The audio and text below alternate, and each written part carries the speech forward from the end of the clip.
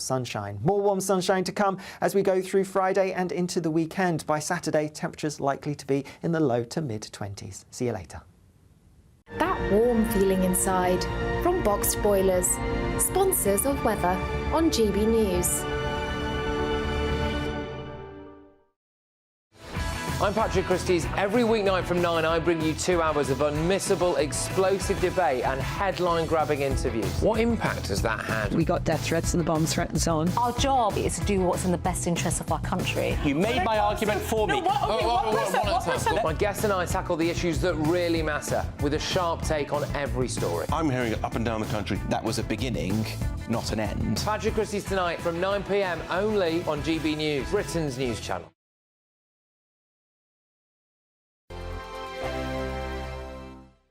The next Great British Giveaway winner could be you, with a massive £20,000 in tax-free cash to be won. Imagine how you'd react getting that winning call from us. Hi, my name's Phil Cox and I won the Great British Giveaway. I'd say why not?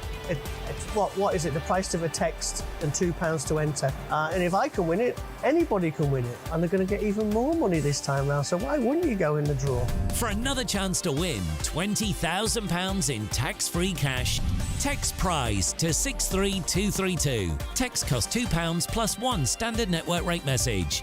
Or post your name and number to GB05 PO Box 8690 Derby DE1 9TT. UK only. Entrance must be 18 or over. Lines close at 5 p.m. on the 31st of May. Full terms and privacy notice at gbnews.com/win. Please check the closing time if listening or watching on demand. Good luck. I'm Michelle Jubilee, and I'm not here to tell you what to think. I'd much rather hear what you have to say. So, send in your opinions to gbviews@gbnews.com. Keep them clean, and you never know, I might read them out. With my panel here on Jubilee and Co, we debate, we get stuck into the issues of the day on a show where all views are welcome, especially yours. GB News, the People's Channel, Britain's news channel.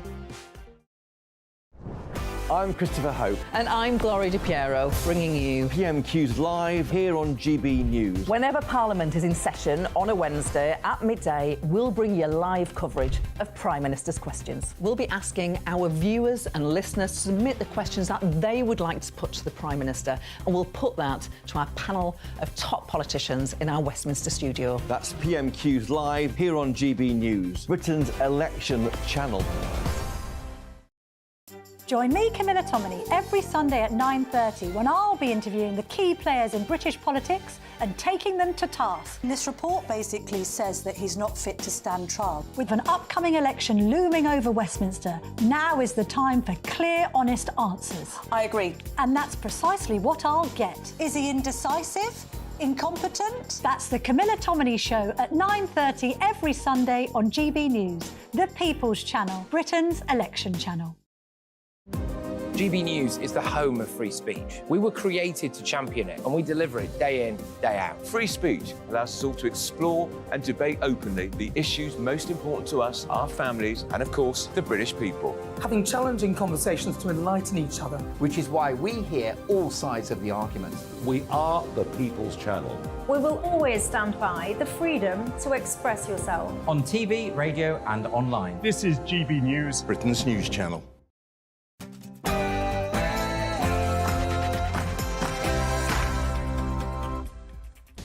A very good afternoon to you. It's 3 p.m. and welcome to the Martin Daubney Show on GB News, of course, broadcasting live from the heart of Westminster, and we're all across the UK. Today, a Freedom of Information request has revealed that an astonishing 21,107 asylum seekers have simply vanished into thin air in the past 5 years. Most of them have absolutely no right to be in Britain, yet experts fear the true figure could even be much higher. How on earth did this disaster happen?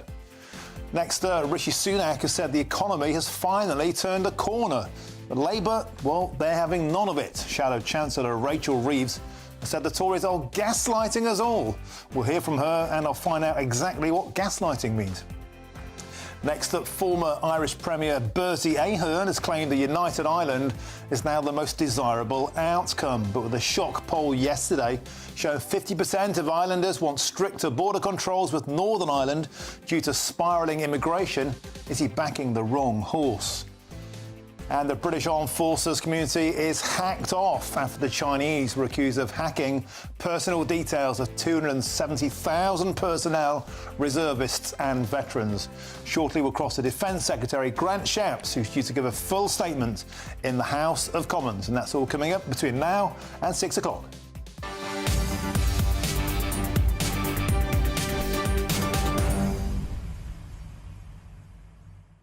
Welcome to the show, and always delight to have your company. Later in the show, I'll be asking this question. Politicians, councillors crying Allah Akbar. Others kicked out of their parties for anti-Semitism. Sexed honey traps, lobbying scandals. British politics, to me, seems to be absolutely in the gutter. Is it time for an independent political ombudsman to kick all of these into shape and kick the bad apples into touch? Let me know. Do you think they mark their own homework too often? How on earth can these councillors, who seem more obsessed with Gaza than Britain, be allowed to carry on? They seem to get away with all sorts of stuff. Let me know your thoughts. I want to hear your views. Is it time to clean up British politics? Get in touch. gbnews.com/your say. Get them piled in. I'll read out some of the best before the end of the show. But before we kick off, it's time for your news headlines, and it's Sophia Wensler.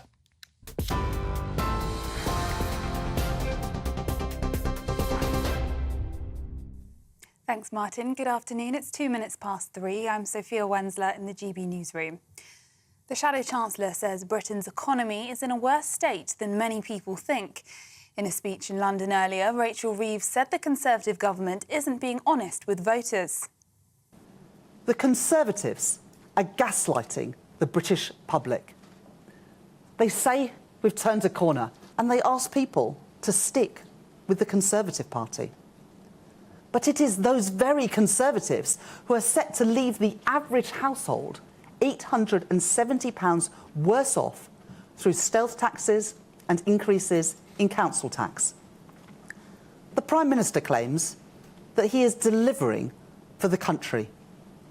But the British people did not order what this Prime Minister is delivering.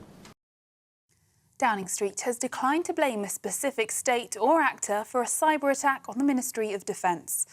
That's despite earlier reports suggesting China was the prime suspect. It's after a massive hacking attack compromised bank details and some addresses of serving defence personnel and veterans.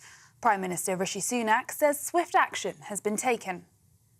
There are indications that a malign actor has compromised the armed forces payment network, but I do want to reassure people that Ministry of Defence has already taken action in removing the network offline, taking it offline and making sure that people affected are supported in the right way. Now, there's a limit to what I can say about this now, but the Defence Secretary will be making a full statement to Parliament later today. In royal news, it's been confirmed that Prince Harry will not meet the King while he's in the UK this week. Harry landed in London this morning ahead of an event marking 10 years since the Invictus Games launched. However, a spokesperson for the Duke of Sussex told GB News it's unfortunately not possible due to His Majesty's full programme, adding that the Prince is understanding of his father's commitments and hopes to see him soon. The number of police officers in Scotland is at its lowest level in more than 15 years. Almost 260 officers have left the force in the last year. The Scottish Police Federation warns that a further fall in numbers could see an increase in organised crime. It comes amid concerns over the practicalities of police investigating incidents reported under Scotland's new hate crime laws. In other news, police have issued more than 2,000 banning orders for England fans ahead of the Euros in Germany. Authorities believe more than 300,000 England supporters could travel to Germany. Fans who are banned will have to surrender their passports from June until the end of the tournament in mid-July. It comes against a backdrop of increasing football-related disorder in England and Wales, with arrests at a 9-year high. House prices have largely plateaued for the first part of the year. That's according to a new report from Halifax. The price of an average British home rose by 0.1% in April, after falling by 0.9% in March. The lender says the data reflects a housing market finding its feet in an era of higher interest rates. Now, children in Scotland who question their gender are being referred to identity clinics because doctors are fearful of what's been described as a toxic debate. Dr Hilary Cass was speaking at the Scottish Parliament's Health Committee this morning after her study into gender services in England. She said there was fearfulness among doctors who don't know how to treat the gender issues that some children are facing. Dr Cass told the committee that the toxic nature of the gender debate means medical professionals are afraid of doing or saying the wrong thing, leaving many young people with inadequate care. In other news, Israeli officials will travel to Cairo soon to consider whether the Hamas terror group can be persuaded to shift on its latest ceasefire offer. It's after Benjamin Netanyahu said the terms of the latest offer were far from meeting Israel's core demands. The talks are reported to have stumbled over Hamas's refusal to free more hostages without a promise of a permanent end to the conflict. A spokesperson for the US State Department insists the deal is still absolutely achievable. Ukraine's security services says it's caught Russian agents within the State Guard service who were plotting the assassination of President Zelensky.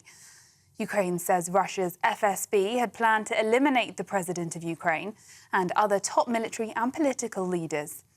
It comes on the day the Russian president was inaugurated for a fifth term, following elections widely seen as illegitimate. And for the latest story, sign up to GB News Alerts by scanning the QR code on your screen or go to gbnews.com/alerts. Now it's back to Martin.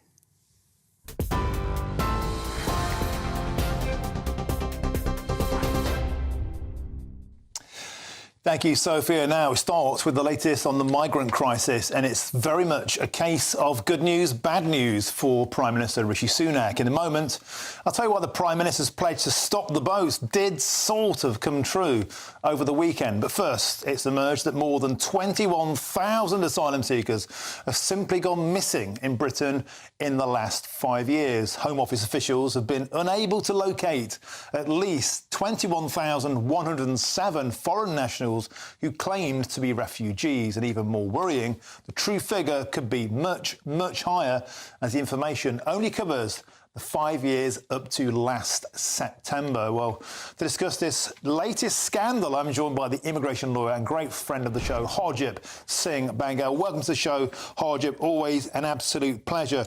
OK, so if we adjust these figures, because they're 8 months out of date, say let's add another 15,000, the true figure could be 36,000 people. These have no right to be here. Their asylum claims are mostly knocked back or withdrawn. How can 36,000 people simply vanish? Well, they're supposed to sign on. The Home Office is supposed to ask them to sign at reporting centres.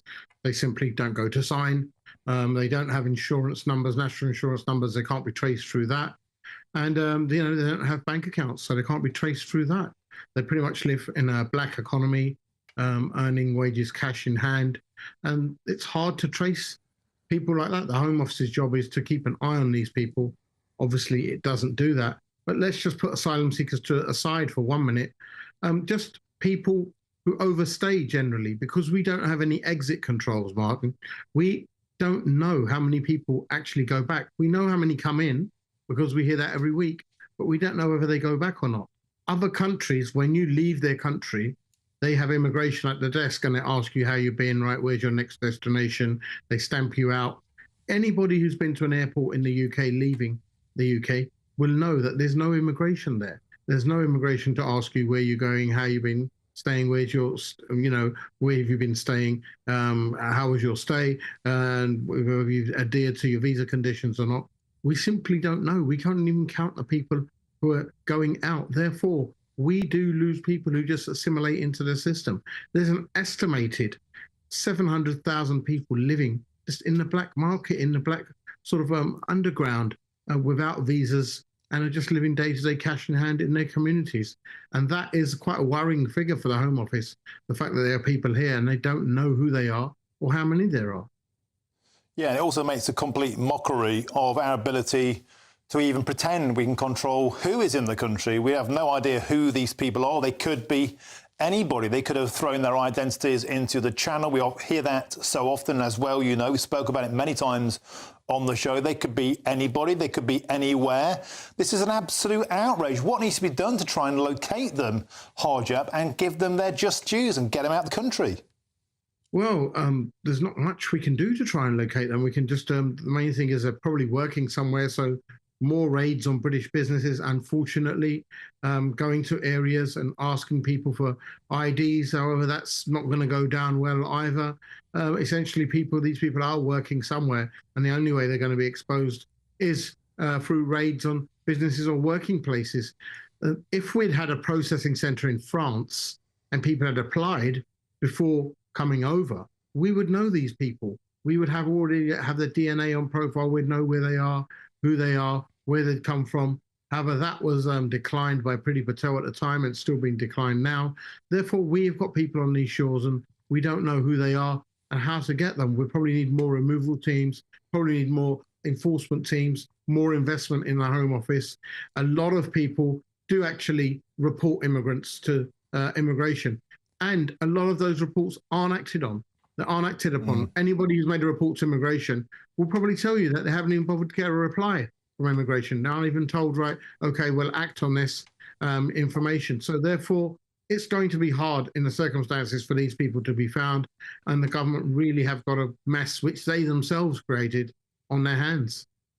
Harjap, you mentioned something very, very interesting there, and that is DNA records, DNA profiling. They're actually toying with that idea at the moment in Austria because they have an unprecedented massive wave of immigration into their country, people claiming to be family members who oftentimes aren't. Do you think that's something that we maybe could entertain the notion of doing in the United Kingdom, a DNA database of everybody coming here to allow us to track them? Or would that be pushed back against by human rights lawyers who might say it's intrusive and against their human rights?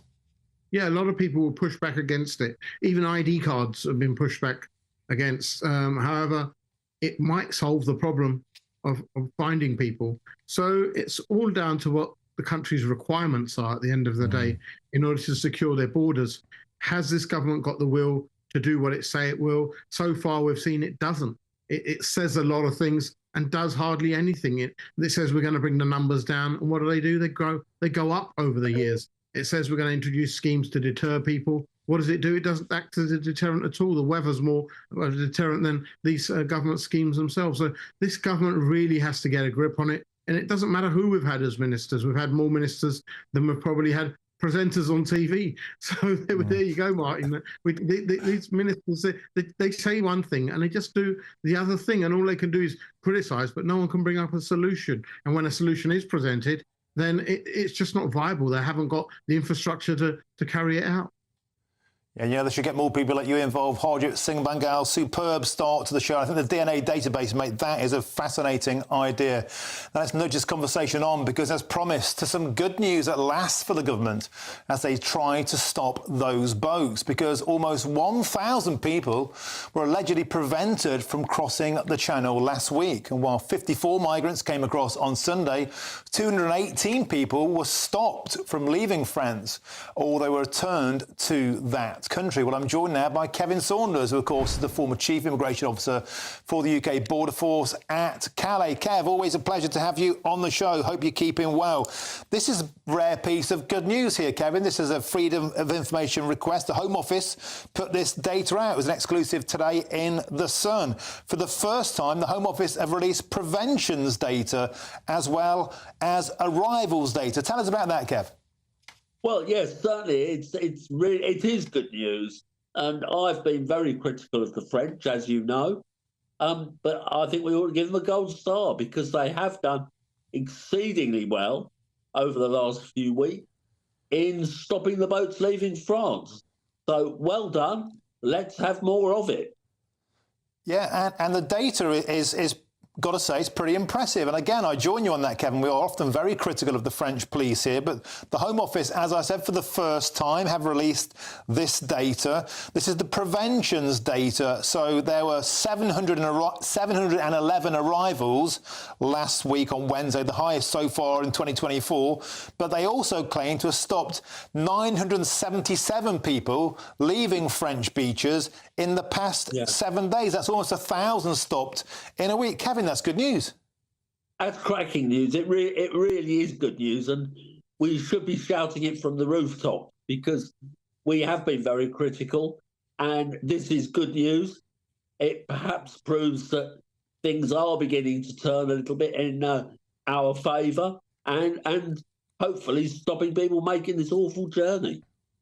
Now, Kev, there is one caveat, and I hate to be a party pooper because we are having a good time here, sharing some good news. These figures apparently are based on estimates given to the Home Office by the gendarmes, by the French police. So they're estimates based on averages. Do you think they're, in that case, Kev, a true reflection of what's actually happening on those French beaches?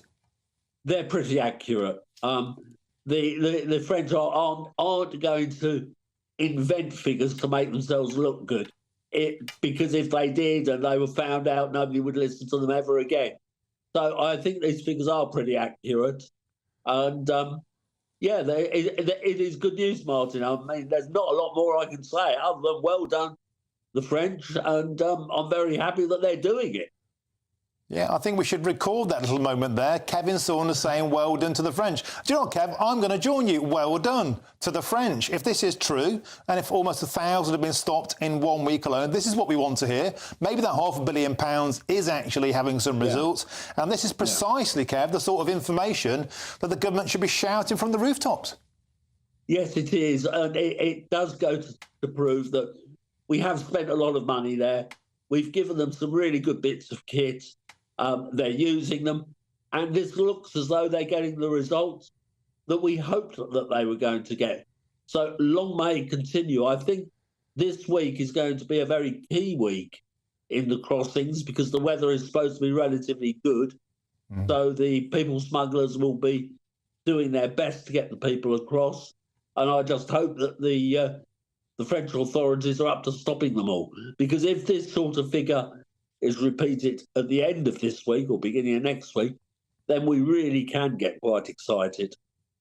OK, Kevin Saunders, once again, we'll get back to having a pop at the French next week. But for now, well done. Kevin Saunders, always a pleasure to have you on the show. Thanks for joining us.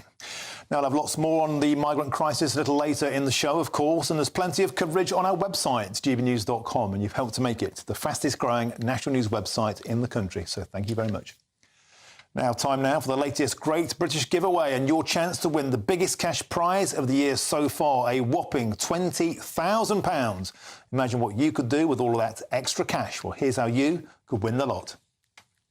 It's the biggest cash prize we've given away to date. An incredible £20,000 that you could use however you like. And because it's totally tax-free, every single penny will be in your bank account to do whatever you like with. £20,000 in tax-free cash really could be yours this summer. But you've got to be in it to win it. For another chance to win £20,000 in tax-free cash, text WIN to 63232. Text costs £2 plus one standard network rate message. Or post your name and number to GB05, PO Box 8690, Derby DE1 9TT. UK only. Entrance must be 18 or over. Lines close at 5 p.m. on the 31st of May.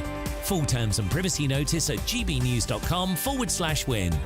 Please check the closing time if listening or watching on demand. Good luck. Well, Rishi Sunak says the economy has turned a corner, but as you'd expect, Labour is having none of it and they're accusing the government of gaslighting the country. Whatever that means, we'll find out next. I'm Martin Daubney on GB News, Britain's news channel.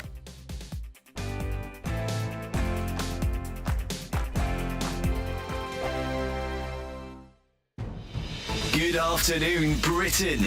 Weekdays from midday. A leading motoring organisation has called for all new drivers to be banned from giving lifts to friends for 6 whole months after passing their tests. Yes, the AA says around 5,000 people every year are killed and seriously injured in crashes involving at least one young motorist. Graduated driving licences introduced with limitations imposed on a period of time after a driver passes their test. So a two-tier system. Well, is this sensible or yet more ageism when it comes to regulating our habits in the United Kingdom? Let's speak to Quentin Wilson, a motoring journalist and transport campaigner. Really interested to get your thoughts on this, Quentin. There are a lot of people who instinctively will say this is state overreach. This is telling adults that they can't do something that they've done for generations. What's your view? Well, look, the recent accident with the convertible Mini where people were twerking in the back, this is due to driver education. The person in control of that car really should have told the passengers just to buckle up and stay still. We're not teaching kids to drive properly. We expect them to do all this stuff below the dashboard, grinding of gears, hazard perception, positioning of car, in this very, very small time window, when we should be doing it from school age, teaching hazard perception. So I've been a patron of an organisation called Young Driver, who's delivered 1.4 million lessons to 11 to 17-year-olds on private land with ADI qualified instructors with dual controls. And the accident rate for that group is 4%. The national average is 20%. So look, we can do this, we can reduce these fatalities if we teach kids earlier about road safety. Is this an issue, frankly, with teenage boys and showing off? The testosterone does always seem to come through, doesn't it? I'm Andrew Doyle. Join me at 7 o'clock every Sunday night for Free Speech Nation, the show where I tackle the week's biggest stories in politics and current affairs with the help of my 2 comedian panellists and a variety of special guests. Free Speech Nation, Sunday nights from 7 on GB News, the People's Channel, Britain's news channel. Your weekend starts here with Friday Night Live with me, Mark Dolan, 8 till 9 on GB News. Big stories, big guests and big laughs as we get you ready for a cracking weekend. That's Friday Night Live with Mark Dolan, Fridays 8 till 9 on GB News. Bring your own drinks, the admission's free. In the GB newsroom, we bring you the news as it happens. With our team of dedicated journalists across the UK, GB News brings you accurate reporting of the day's topical agenda. When the news breaks, wherever and whenever it's happening, we'll be there. This is GB News, the People's Channel, Britain's news channel.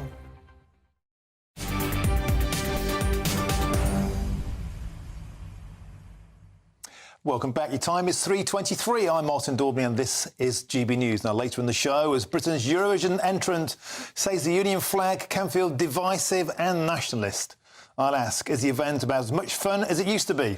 Was it just another victim of identity politics, virtue signalling nonsense? Now, the Prime Minister has been accused of gaslighting Britain over the economy. Shadow Chancellor Rachel Reeves made the claim to business leaders earlier on today, saying that the government is deluded over the success of its economic plans. Well, GB News' business and economics editor Liam Halligan put a question to Reeves at the keynote speech earlier on today. Do you think that's a fair characterisation of the MPC, the former governor, saying that that lack of cognitive diversity had added to instability, led to higher inflation than would otherwise be the case? And also, do you think the OBR should be stronger or weaker than it currently is? Specifically, should elected politicians take more notice or less notice of OBR forecasts, which have often been rather to be fair, inaccurate? Well, I think that we should respect independent economic institutions. And one of the reasons why we are in the mess that we are in today is because of the decisions of the Conservatives when Liz Truss was Prime Minister and Kwasi Kwarteng was Chancellor. It wasn't just the unfunded tax cuts that they promised, but it was also the undermining of the economic institutions that had previously made Britain a safe and secure place to invest. So sacking the respected Permanent Secretary of the Treasury, Tom Scholar, refusing to let the OBR do a forecast, even though they said they were able to, or spending the leadership campaign undermining the Bank of England. All of those contributed to the financial and economic crisis that we faced just 18 months ago. And I think the lessons from that is that we should respect more and listen more to those independent economic institutions rather than seek to further undermine them. And that would certainly be my approach as Chancellor of the Exchequer. Liam Halligan joins me now with On the Money.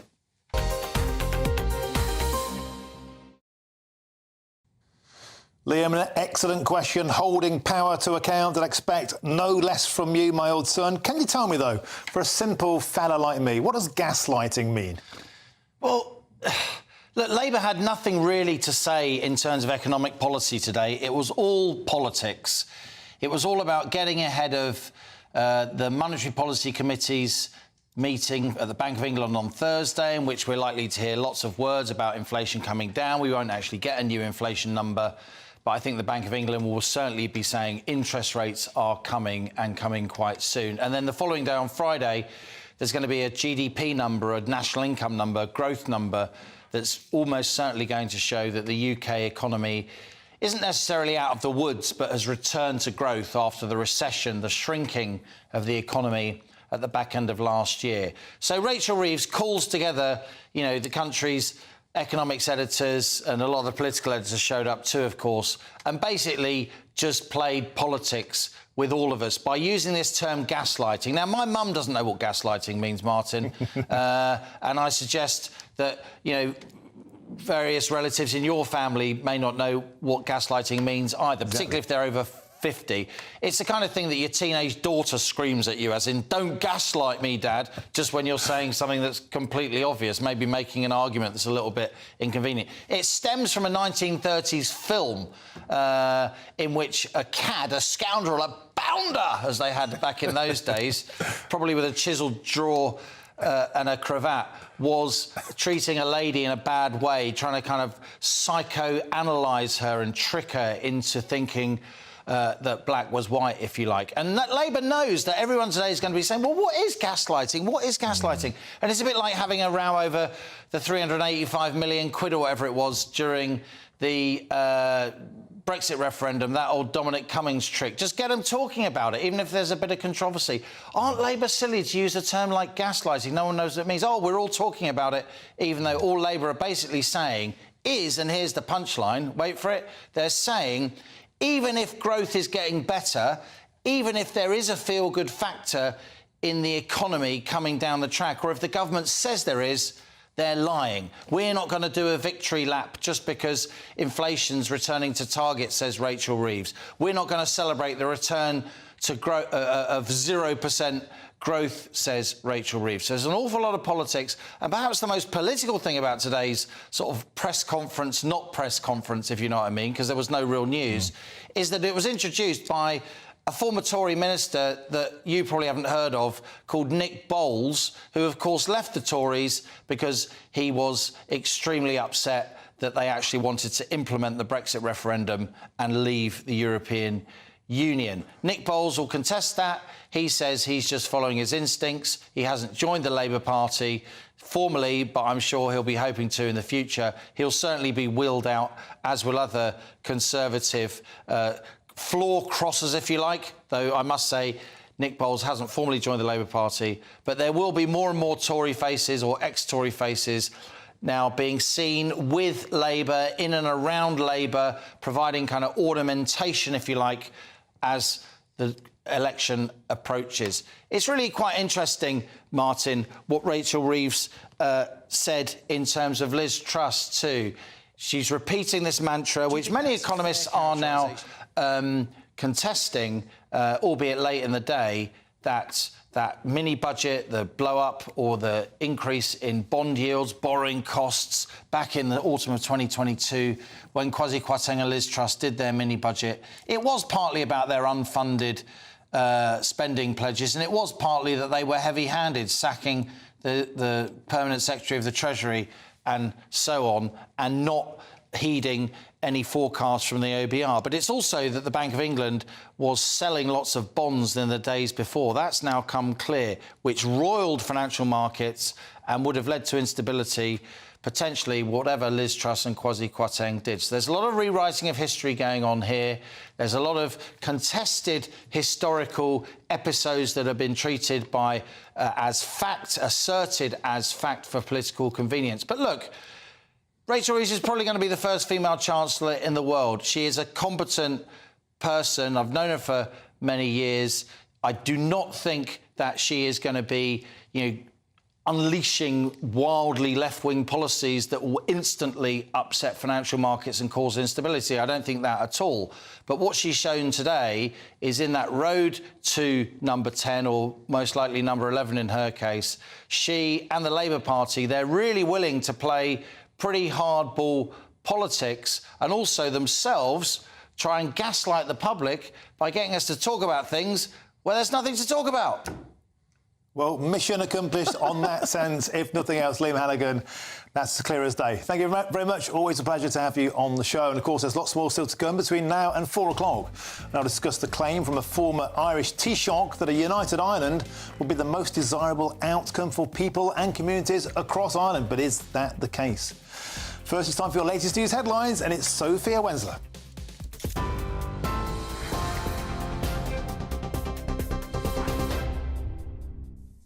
Martin, thank you. It's 3:31. I'm Sophia Wensler in the GB newsroom. Your headlines. The Shadow Chancellor says Britain's economy is in a worse state than many people think. In a speech in London earlier, Rachel Reeves said the government isn't being honest with voters, citing the Prime Minister's claims that Britain has turned a corner. She said voters need to ask themselves whether they feel better off under 14 years of the Tories. Downing Street has declined to blame a specific state or actor for a cyber attack on the Ministry of Defence. That's despite earlier reports suggesting China was the prime suspect. It's after a massive hacking attack compromised bank details and some addresses of serving defence personnel and veterans. Prime Minister Rishi Sunak says swift action has been taken. There are indications that a malign actor has compromised the armed forces payment network, but I do want to reassure people that Ministry of Defence has already taken action in removing the network offline, taking it offline and making sure that people affected are supported in the right way. Now, there's a limit to what I can say about this now, but the Defence Secretary will be making a full statement to Parliament later today. And in royal news, it's been confirmed that Prince Harry will not meet the King while he's in the UK this week. Harry landed in London this morning ahead of an event marking 10 years since the Invictus Games launched. However, a spokesperson for the Duke of Sussex told GB News it's unfortunately not possible due to His Majesty's full programme, adding that the Prince is understanding of his father's commitments and hopes to see him soon. And for the latest story, sign up to GB News Alerts by scanning the QR code on your screen or go to gbnews.com/alerts.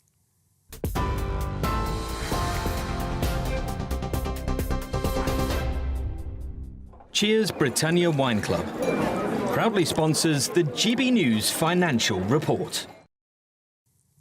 And here's a quick snapshot of today's markets. The pound will buy you $1.2558 and €1.1649. The price of gold is £1,848 and 98 pence per ounce. And the FTSE 100's at 8,330 points. Cheers Britannia Wine Club proudly sponsors the GB News Financial Report.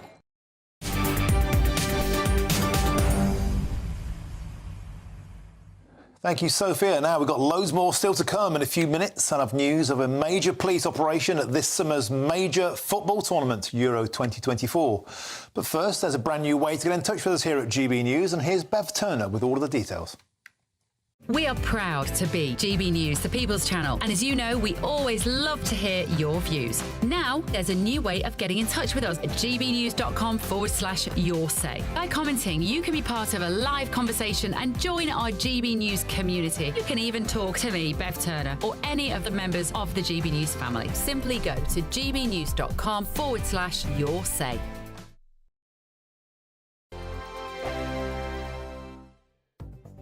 The latest latest GB News travel.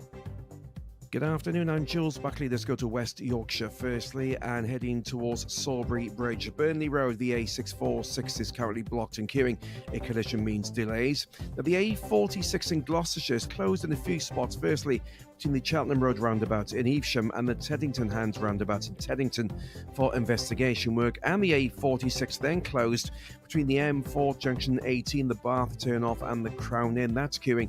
That one's due to a collision. Over the border, Chepstow in southeast Wales, the Wye Valley Link Road, the A466, that's closed both ways between the M48 Junction 2 and the High Beach roundabout. That's Newport Road, the A48, at the scene of a collision. And big queues for the M25 clockwise, 27 to 28, a lane shut there. That's all due to a van fire. And that's the latest. You can stay up to date throughout the day by visiting our website, gbnews.com. Patrick Christie's Tonight, weekdays from 9 p.m. And I did want to give you a platform, but I also want to give you an opportunity to apologise to anyone that you might hurt, and also give a message now to people who might want to copy some of the things that you've done, because people have copied it. So is there anything you'd like to say about that? So the first thing you addressed, yeah, I do want to say sorry, because I did say sorry in the BBC interview, and that's the only thing they put out as a clip. So I don't know why they tried to do that, but I'll say it again on GB News here. I apologise to all the victims in the past that I've may have caused distress to, may have harassed, may have mentally tormented in any type of way. I apologise to them because I didn't mean to do that, and I was just having fun at the moment, but I didn't realise that it would have negative repercussions and negative effects on their psychological way of thinking. So I apologise for that. And also, the one thing I have to say to young people is social media isn't real. What I've portrayed to the guys on the internet is that I'm this cool, I don't give a toss about anything. But me as a person, I really do care. And for people I don't really read comments on the internet, because if I was to do that, I would probably go into a depressive state. All I can say to you guys is believe in yourself, and there's bigger things you can do out there than just being an absolute menace on the internet or being antisocial. If you have ambitions, I like to read, I like music. I want to go deeper into my passion so I understand me as a person and not what other people think I am. You are an articulate young man. You are obviously intelligent as well when you talk like this. And I really hope for your sake and for the sake of a lot of people who did take a negative influence from what you did initially, that you really don't go back down that route. I have a child as well, and I have to be there, not just for me, but for my child, for my child's mother, for my mother. I have to be there for a lot of people. It's not just me. So I need to put in the work. We're GB News, and we come from a proud tradition of British journalism. That's why I'm so excited to be here. It's something so new. The first news channel to be launched in Britain in over 30 years. Launched to represent the views of the British people. To go where other broadcasters refuse to go. How did you find out about the story in the first place? Launched with one aim. To be the fearless champion of Britain. It's an absolutely fantastic atmosphere here. This is GB News. GB News, Britain's news channel.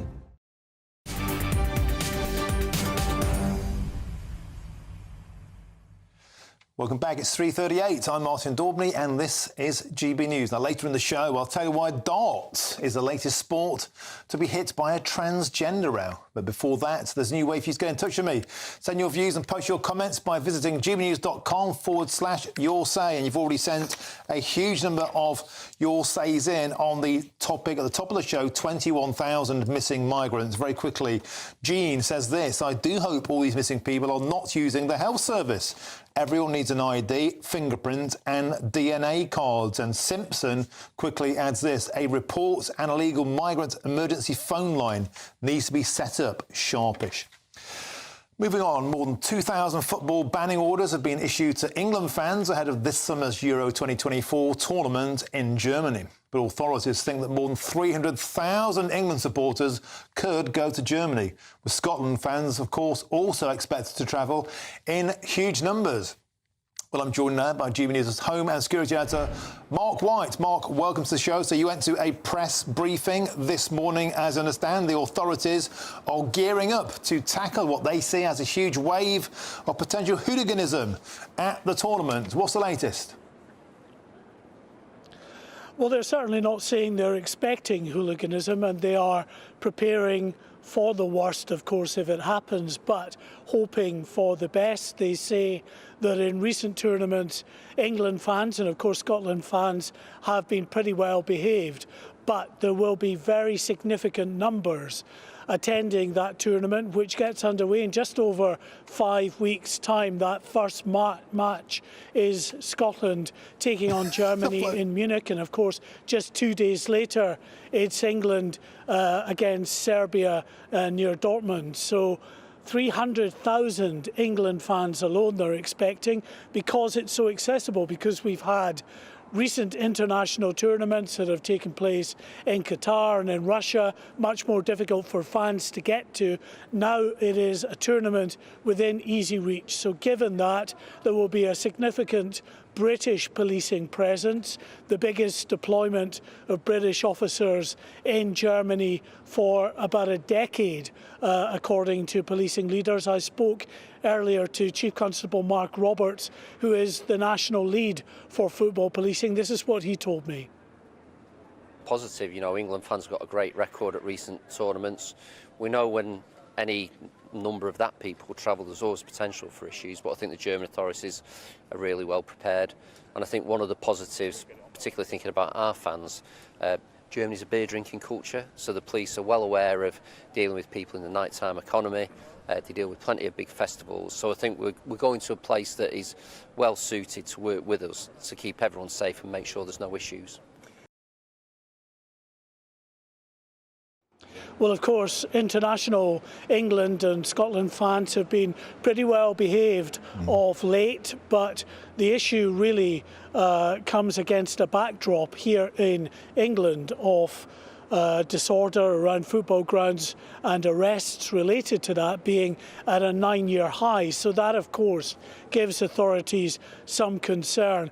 And there will be some concerns back here in the UK as well. So it's not just out in Germany. There will be significant numbers heading out to bars, to pubs that will be open late during the tournament, and always the potential for disorder back home.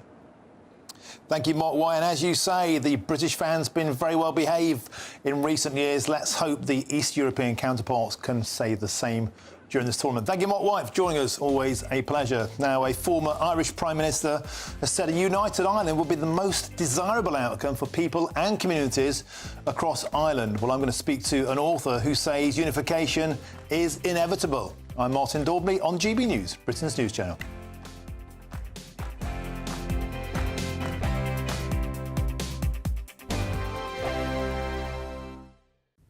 Hello again, here's your latest GB News weather from the Met Office.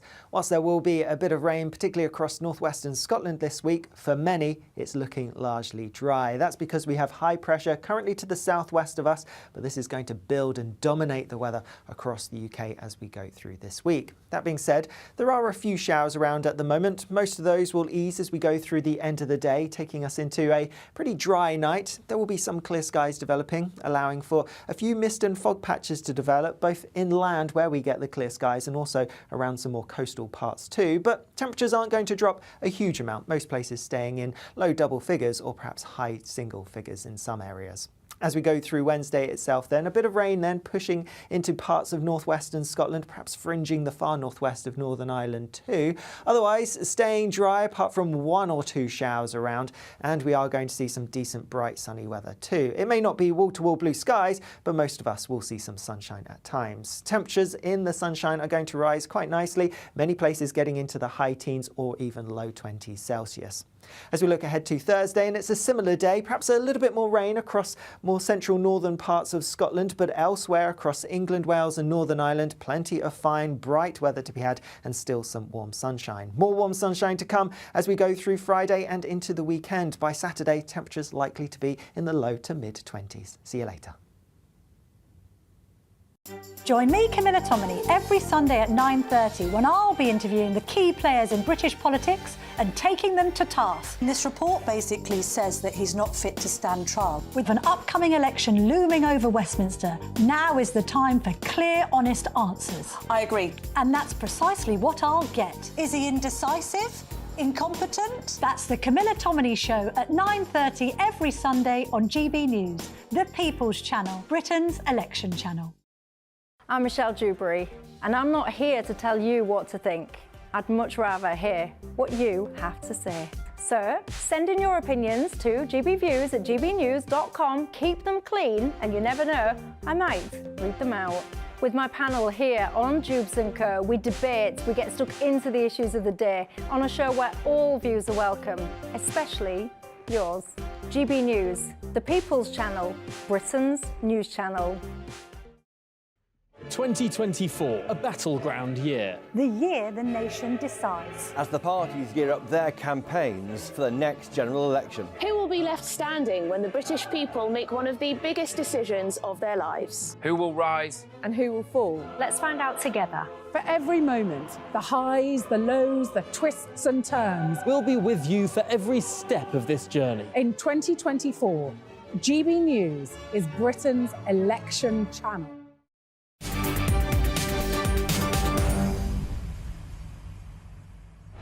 Welcome back, and viewers on GB News can now see live pictures on your screens from the House of Commons. And later this afternoon, Grant Shapps, the Defence Secretary, will make a statement about a huge data breach affecting British Army personnel. Will the government blame China for the latest cyber attack? And now some very controversial comments from the former Irish Taoiseach Bertie Ahern. He's claimed that a united Ireland would be the most desirable outcome for people and communities across Ireland. Well, Ahern said it is not a short-term goal. All of those who believe in change must be committed to putting in the hard yards to build a prospectus that reaches across traditional divides and demonstrates to our unionist neighbours that they will be respected, their traditions will be cherished, and their children will be at home in the new Ireland that we build together.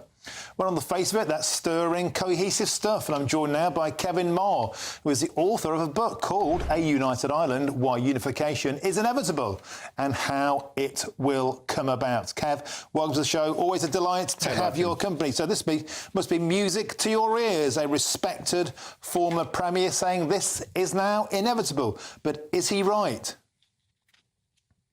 Yes, he is. I've obviously written a book with that as a title, so I can hardly resile from what I've written, I suspect. But I think the weight of evidence is starting to bear down in this debate. It's a debate, clearly, that's gone on for a very long time, certainly in Ireland. And it's a debate that's going to, I think, impact probably in the next British Parliament, or certainly the one after that, in the next sort of 5 to 10 years.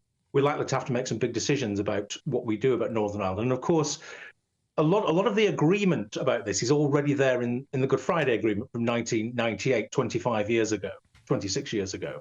And the Good Friday Agreement created a mechanism for having what's colloquially known as a border poll, a referendum on Northern Ireland's constitutional future, if it looks likely that people would like to join and become part of a united Ireland. So it's different from the situation we have with Scotland, for example. There is no mechanism there for Scotland to leave the United Kingdom. There is a mechanism, an agreed mechanism with the British and Irish governments in the Good Friday Agreement, which is an international treaty as well as a political deal to transfer sovereignty peacefully if it looks as though the majority of people would like to do that. And we're inching towards that point. And I think that's what Bertie Ahern is talking about in Dublin today. OK, Kevin, there are, however, two flies in the ointment of this debate. Firstly, the polling. The polling, when you ask people, certainly in Northern Ireland, is against it. At most, 39% are in favour, 49% against, 11% don't know. So, of course, it's all to play for. And, Kevin, we've had a huge conversation these past couple of weeks, but even yesterday we've seen a massive protest in Dublin. A poll out just yesterday showing that a record number of people, 50% of those polled in the south, the liberal, moderate, welcoming European Union member, open borders, living south, saying they want tougher controls on the border coming from Northern Ireland because of a massive influx of asylum seekers, something you and I talk about very, very often. People feeling it's getting totally out of hand. The population has been boosted by 1 million out of 6 million, 5 million, a huge, huge difference. So, Kevin, does that put a different spin on this? I think actually it does the reverse. I think what it does is to show to people in the south and to the southern political establishment in Dublin that actually the partition of the island of Ireland just keeps creating problems for us. It's created problems in the post-Brexit era, and of course that's led to the suspension of the Northern Ireland Assembly for 2 years. So we've got that problem fixed, and along comes another problem with asylum seekers. So I think what it starts to show to voters and politicians in the south is that on this small island of 7 million people, so there's more people live in the northwest of England than live on the entire island of Ireland. The amount of political energy that's spent dealing with these recurrent problems, all because we've got 2 jurisdictions on the island of Ireland, and actually a lot of the energy, all the demographics, the electoral evidence, and a lot of the polling as well is suggesting that we're getting closer to the point where the people in Northern Ireland and the people in the Republic of Ireland will have that referendum and will vote to unite this country once and for all. And it's not just for historical reasons or anything like that. It's for good, hard, practical reasons as well, which we're seeing, of course, with this issue with asylum seekers at the moment. But, you know, the economic benefit, potentially, of these 2 jurisdictions working together is absolutely enormous. Northern Ireland, you know, is reliant on a £10 billion subsidy from the British taxpayer every single year because it doesn't wash its face financially. It never has, and it never will. So the closer we can get these 2 jurisdictions to work together, the better it will be economically. Now, it's difficult if you're a unionist. It's difficult. There's a lot of emotion. There's a lot of history there. Absolutely, get that. But the economic benefits of this are absolutely enormous for everybody. OK, Kevin Moll, but we must remember Northern Ireland, of course, is a member of the UK. The EU is a member of the European Union in Ireland. So a massive, massive unpicking process will come ahead. Kevin Moll, fascinating stuff. Always a pleasure to have you on the show. Thank you very much. Now, the mother of a victim of the Manchester Arena bombing has begun a 200-mile walk to Downing Street to demand stronger protections against terrorism in public places. Figan Murray's son, Martin Hett, was one of 22 people who were killed in May 2017. And GBNews' North West of England reporter Sophie Reaper has this report. On the 22nd of May 2017, 22 people went to a concert at Manchester Arena but never returned home. One of those people was Martin Hett, murdered by suicide bomber Salman Abedi. It's 7 years nearly, and I still can't go to bed before about 11ish because I feel so ashamed and guilty as a mum because I was fast asleep in bed when he died, and I can't reconcile that. I've got a Martin-shaped hole in my soul somewhere, and that'll always be there. After the attack, the Manchester Arena inquiry found serious failings in security on the night, which could have prevented it from happening. As a result, for the past 5 years, Figan has worked tirelessly to try and improve security at UK venues. About 18 months after Martin died, we went to a theatre in Manchester, and there was absolutely no security, and that completely floored me. Then I looked into it and realised there's no legislation for security at all, and I wanted to change that. I just want venues and places, public places, to have a legal obligation to put security on and keep people safe. Thank you. This morning, Figan began the walk from the spot where her son lost his life, which will take her all the way to Downing Street. At the start, Mayor of Greater Manchester, Andy Burnham, told her everyone in the country was behind her. I just feel on this 7th anniversary, if we get that cross-party commitment, if we get that date, if it is made clear that it will get passed before the general election, that is in the end the best way we can mark that 7-year milestone and make sure that forever everyone else will have greater safety as they go out and about. With 186 miles to cover, Figan and her team will arrive on the 7th anniversary of the attack. And until then, she wants as many people to get involved as possible. Sophie Reaper, GB News. and March with a mission. Fantastic stuff. Now, loads of you have been getting in touch with your says, and the topic that's really got you going are those 21,700 missing migrants. Paul has said this: my street, my town, my country and my culture are being destroyed by governments who are inflicting mass uncontrolled immigration upon me. Janet quickly adds this: I thought the migrants were fingerprinted, then given their pocket money, and why isn't their DNA taken and ID cards given? We have to make this country as tight as we can. Thank you for those comments, Paul and Janet, and the rest of you, please keep them coming in. Now, Defence Secretary Grant Shapps is about to make a major statement on a major cyber attack on the Ministry of Defence. The big question is this: will he blame China? We'll cross live to the House of Commons for that as it comes live. I'm Martin Daubney on GB News, Britain's News Channel. Now it's your weather with Alex Burker.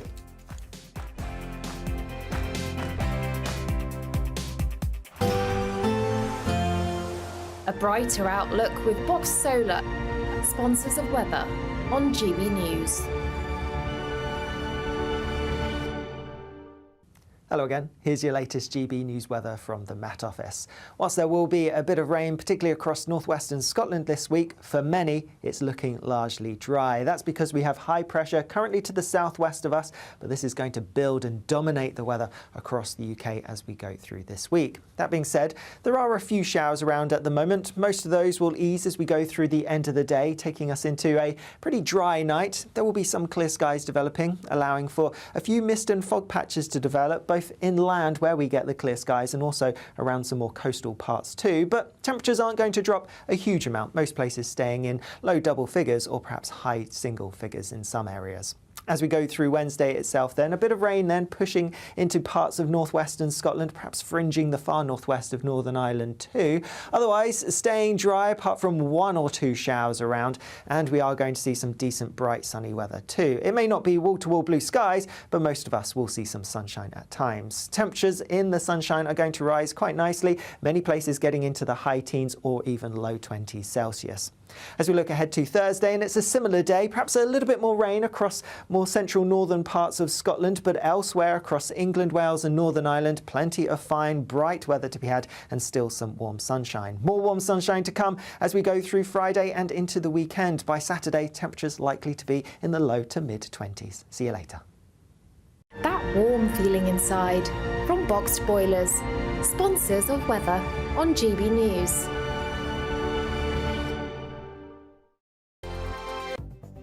The latest GB News travel. Good afternoon. Hello again. I'm Jules Buckley. Let's go to Suffolk firstly. In Friston and the Aldborough Road, the A1094 closed both ways between the Aldringham turnoff and Mill Road, queuing at the scene of investigation work. There's emergency repairs still for the M1. Both sides have a lane shut, slow going then Chesterfield Junction 29 towards Worksop at Junction 30 and vice versa. And then the M25. Now firstly anti-clockwise at Enfield Junction 25. The outside lane of 3 is coned off. A collision is causing queues. On the clockwise side, there's been a bump as well, just after Waltham Abbey, this one at Junction 26. The inside lane is coned off. Also clockwise, 27 to Brentwood, 28 to the lane closure there, and still some queues on that stretch too, and that's due to an earlier van fire this afternoon. And for now, that's the latest. You can stay up to date throughout the day by visiting our website, gbnews.com. It's the biggest cash prize we've given away to date. An incredible £20,000 that you could use however you like. And because it's totally tax-free, every single penny will be in your bank account to do whatever you like with. £20,000 in tax-free cash really could be yours this summer. But you've got to be in it to win it. For another chance to win £20,000 in tax-free cash, text PRIZE to 63232. Text costs £2 plus one standard network rate message. Or post your name and number to GB05, PO Box 8690, Derby DE1 9TT. UK only. Entrance must be 18 or over. Lines close at 5 p.m. on the 31st of May. Full terms and privacy notice at gbnews.com/win. Please check the closing time if listening or watching on demand. Good luck.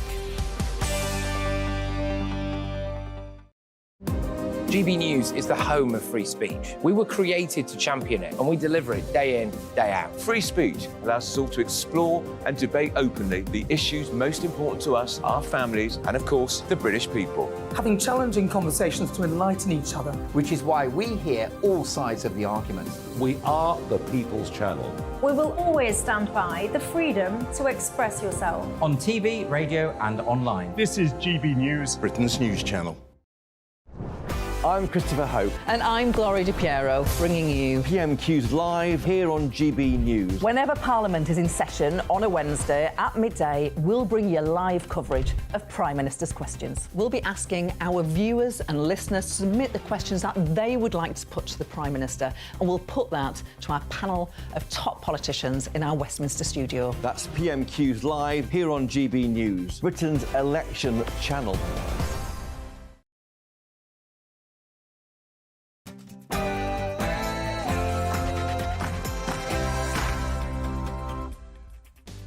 A very good afternoon to you. It's 4 p.m. and welcome to the Martin Daubney Show on GB News, broadcasting live from the heart of Westminster, all across the UK. On today's show, the British Armed Forces community is majorly hacked off after the Chinese were accused of hacking their personal details of up to 270,000 personnel, reservists and even veterans.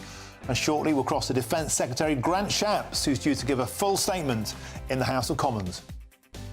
Next up, a Freedom of Information request has revealed that an astonishing 21,107 asylum seekers have simply vanished into thin air in 5 years, and most of them have no right whatsoever to be in Britain. Yet experts fear the true figure could be much, much higher. How on earth did this disaster happen?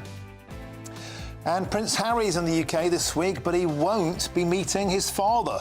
Spokesperson for Harry says it's because of His Majesty's full programme. It doesn't exactly reflect well on the Duke now, does it? That's all to come between now and 6 o'clock.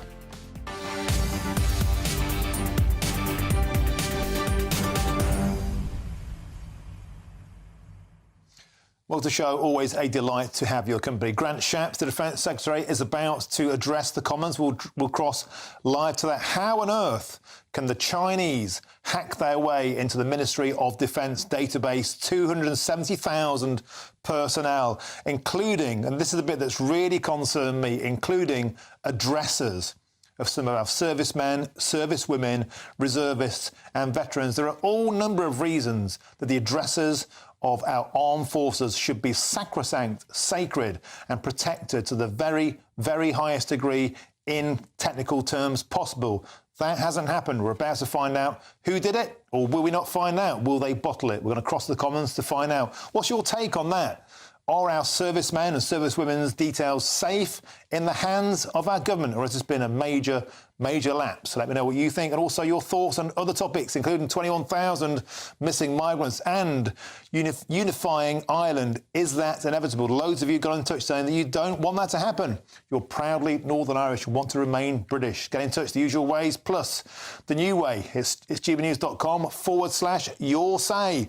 Send your opinions over. I'll read some out before the end of the show. But first, it's your headlines, and it's Sam Francis.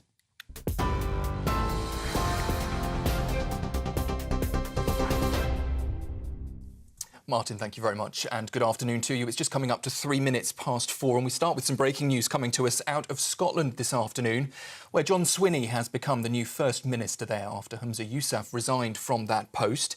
If you're watching on television, you can see here live pictures coming to us from the Scottish Parliament, where John Swinney is currently speaking. That's after he won the backing of 64 of his colleagues.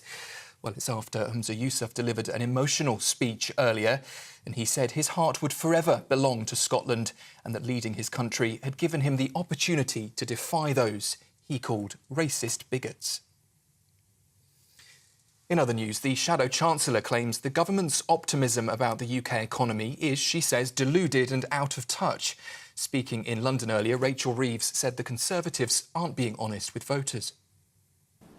The Conservatives are gaslighting the British public. They say we've turned a corner, and they ask people to stick with the Conservative Party. But it is those very Conservatives who are set to leave the average household £870 worse off through stealth taxes and increases in council tax. The Prime Minister claims that he is delivering for the country. But the British people did not order what this Prime Minister is delivering. Rachel Reeves there.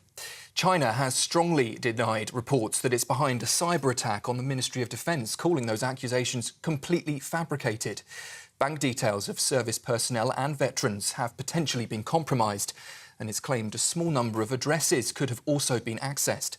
The Defence Secretary Grant Shapps is due to give a statement to the Commons this afternoon.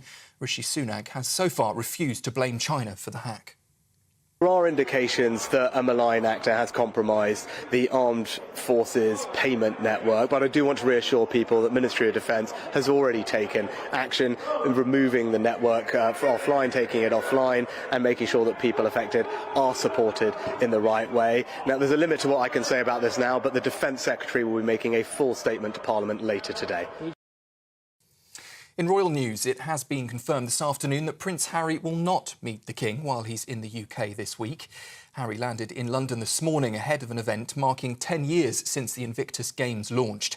However, a spokesperson for the Duke of Sussex has told GB News it's unfortunately not possible for them to meet due to His Majesty's full programme, adding that the Prince is understanding of his father's commitments and hopes to see him soon. More than 2,000 football banning orders have been issued to England fans ahead of Euro 2024, which is due to kick off in Germany next month. Fans who are banned must hand over their passports for the duration of the tournament. It comes as football-related arrests in England and Wales are at a 9-year high. German police say they are working well with British officers to plan for a safe event for supporters. House prices have largely plateaued for the first part of this year. That's according to a new report from Halifax. The price of an average British home rose by 0.1% in April, after falling by 0.9% in March. The lender says the data reflects a housing market finding its feet in an era of high interest rates. We've heard today that children in Scotland who question their gender are being referred to identity clinics because doctors are fearful of what's been described as toxic debate. Dr Hilary Cass was speaking at the Scottish Parliament's Health Committee this morning after her study into gender services in England. She said there was fearfulness among doctors who don't know how to treat the gender issues that some children are facing. She told the committee that the toxic nature of the gender debate means that medical professionals are afraid of doing or saying the wrong thing, leaving many young people with inadequate care. Israel's military says it does now have operational control over the Gaza side of the Rafah border crossing with Egypt. It's pushing ahead with its offensive on the city in a move that international leaders are calling a dangerous escalation in the conflict. It's after Benjamin Netanyahu said the terms of the latest ceasefire deal were far from meeting Israel's core demands. A spokesperson from the US State Department, though, insists a deal is still absolutely achievable. And Ukraine's security service says it's caught Russian agents within the State Guard service who were plotting the assassination of President Zelensky. Ukraine says Russia's FSB had planned to eliminate the president of Ukraine and other top military and political leaders. Well, it comes on the day that the Russian president was inaugurated for a 5th term following elections widely seen as illegitimate. Those are the latest headlines. I'll be back in half an hour with another update. Until then, you can sign up to GB News Alerts. Just scan the QR code on your screen or go to gbnews.com/alerts.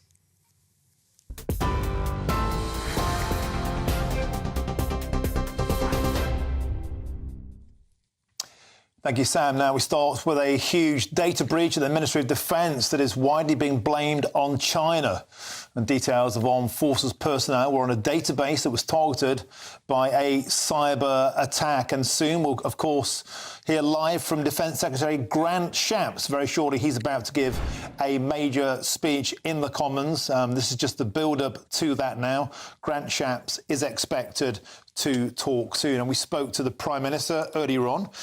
When pressed on this, he said it was a malign actor. He said he couldn't go into any more details. He wouldn't blame the Chinese outright at that point. This this morning.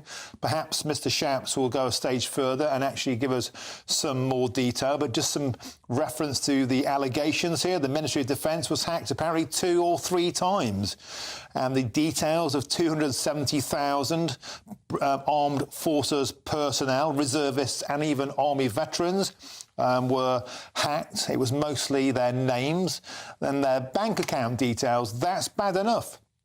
Who would want their bank details known by the Chinese, or indeed anybody? But here's the thing that really, really concerns me. Apparently, amongst that information were the addresses, the home addresses of armed service personnel, present and past.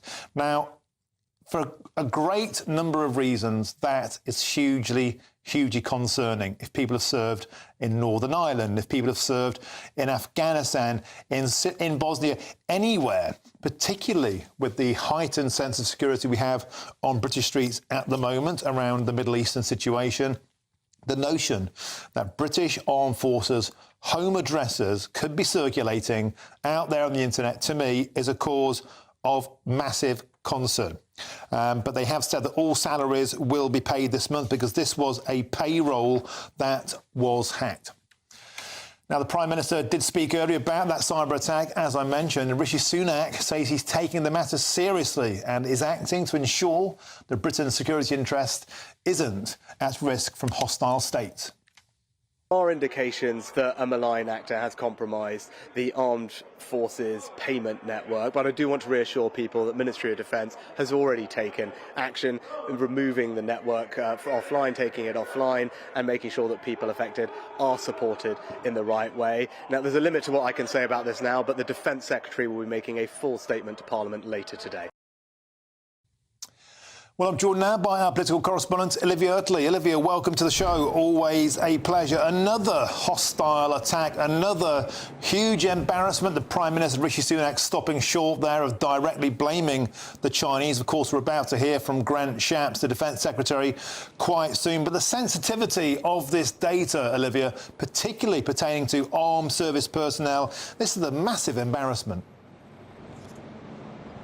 Absolutely, and from what we're hearing, in a small number of cases, the personal home addresses of some of these army veterans and serving personnel have been compromised. This is really, really embarrassing for Britain and obviously raises lots of questions for the Prime Minister. One of those questions is about how the UK organises its procurement. So this company, which has been breached, was a third-party company which was given the contract to do the sort of HR systems for military personnel. Was that company the right one? Because its security seems to be pretty lax as this was allowed to happen.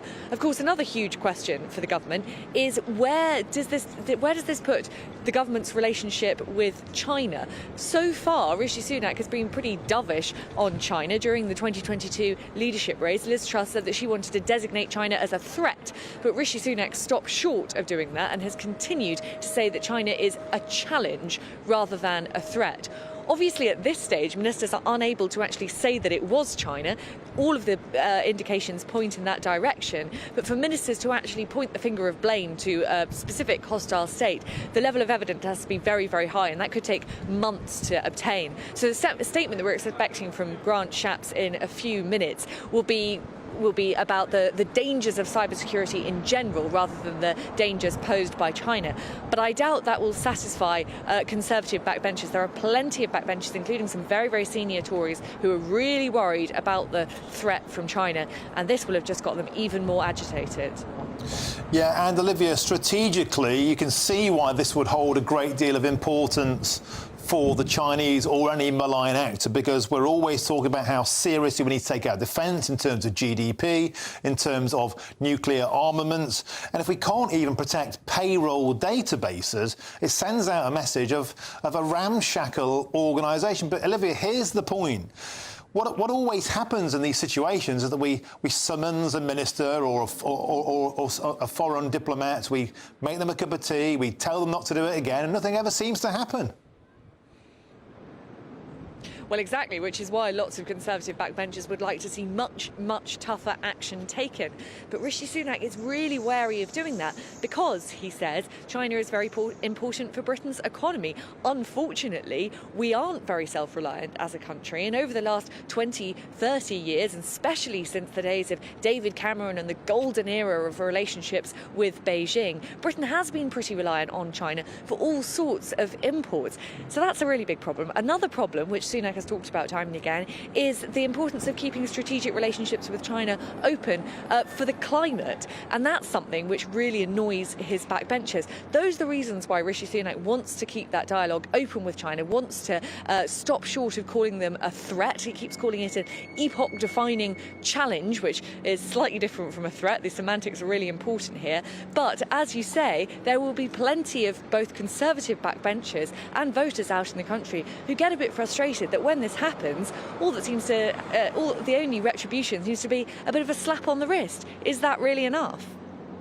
And it's fair to say that at some point in the last few decades, Olivia, the red dragon has wrapped itself around the world. It's hoovered up most of the resources we need, the lithiums to make batteries, to make superconductors, and it can act with reckless abandon because we've offshored our manufacturing, we've surrendered our steel industry. In the name of net zero, we'd rather import everything than manufacture anything, and that gives the Chinese a huge amount of power. We can puff our chests up and shout and stamp our feet all we like, but the Chinese know they hold all the cards. Well, it is very difficult for Britain. As we know, our energy security is pretty poor at the moment. The government is sort of moving vaguely in the right direction with this, talking about nuclear power at last, talking about making our own microconductors, talking about carrying on doing drilling in the North Sea, giving those 100 new licenses for North Sea oil drilling. But for lots of people, it feels like too little too late. As you say, China and other perhaps hostile states have got their claws into Britain. We are hugely, hugely reliant on Beijing. So cutting those ties now would be really painful for the UK, which is why, obviously, the Prime Minister wants to tread very carefully indeed. But I think that'll be cold comfort to the serving military personnel whose details have now been compromised. Olivia Lee, excellent as ever. Thanks for joining us. And I'm now joined by Evan Fowler, who's a consultant to the Inter-Parliamentary Alliance on China. Welcome to the show. Always a pleasure to have your company. We were just discussing there with Olivia Lee. Isn't that the point? China basically has taken over the world without firing a shot. It's hoovered up all of the elements and the minerals that we need to make mobile phones, to make batteries, to make cars. And it can hack our details in this manner with impunity. We can summon a foreign dignitary, we can make them a cup of tea and give them a slap on the wrist, but nothing will happen, will it? The red dragon rules and we're merely lapdogs in this equation. Well, I've got a little bit more faith actually in both the UK and I think our allies as well. I mean, I don't think we're quite sort of lapdogs. What is concerning though is, of course, this hack really sort of comes as part of a broader sort of campaign to sort of infiltrate sort of open societies and democratic systems around the world, and it's certainly part of a broader thrust by the Chinese to assert themselves, and that is of course concerning. Evan, it's one thing to malignly be disruptive, to be a kind of wasp at a picnic, if you like. But this is very, very different. To have the home addresses of active and veteran servicemen and servicewomen is deeply, deeply concerning. That's highly, highly sensitive information that should be guarded and protected at the very, very highest level. Is that why this happens? It's deliberately designed to show that we're not protecting our closest assets, we're not really in control, and all the time we're vulnerable.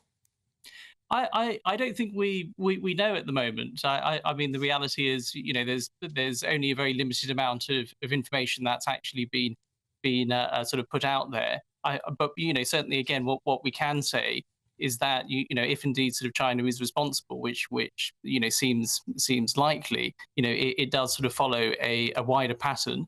And I don't necessarily sort of think that there they're trying to signal anything. I mean, I think an important thing we have to understand here is for China and for the Chinese Communist Party, this is actually part of competing. This is the way, they don't see this as hybrid warfare. They see this as just sort of a, something you do when you're competing with your competition.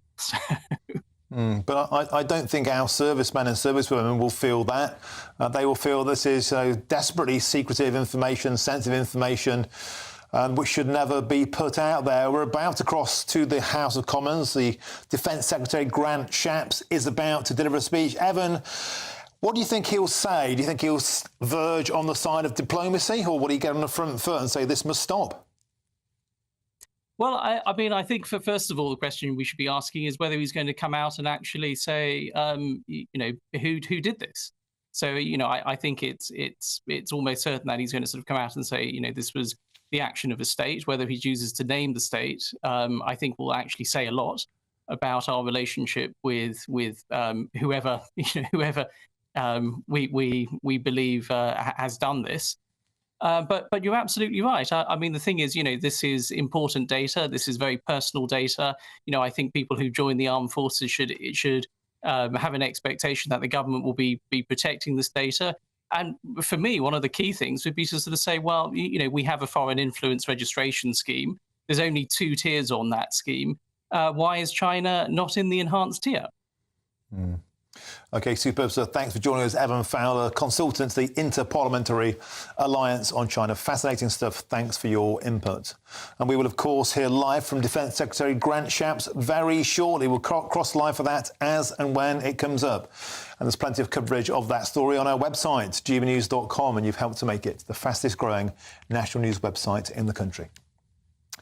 Now it's our biggest cash prize to date. It's an incredible £20,000 in tax-free cash, and it could all be yours. And here's all the details that you need to enter our Great British Giveaway. The next Great British Giveaway winner could be you, with a massive £20,000 in tax-free cash to be won. Imagine how you'd react getting that winning call from us. Hi, my name's Phil Cox, and I won the Great British Giveaway. I'd say, why not? What is it? The price of a text and £2 to enter. And if I can win it, anybody can win it. And they're going to get even more money this time round, so why wouldn't you go in the draw? For another chance to win £20,000 in tax-free cash, text WIN to 63232. Text costs £2 plus 1 standard network rate message. Or post your name and number to GB05 PO Box 8690 Derby DE1 9TT. UK only. Entrance must be 18 or over. Lines close at 5 p.m. on the 31st of May. Full terms and privacy notice at gbnews.com/win. Please check the closing time if listening or watching on demand. Good luck. Rishi Sunak says the economy has turned a corner, but of course Labour is accusing the government of gaslighting the country. They're having none of it. I'm Martin Daubney on GB News, Britain's news channel.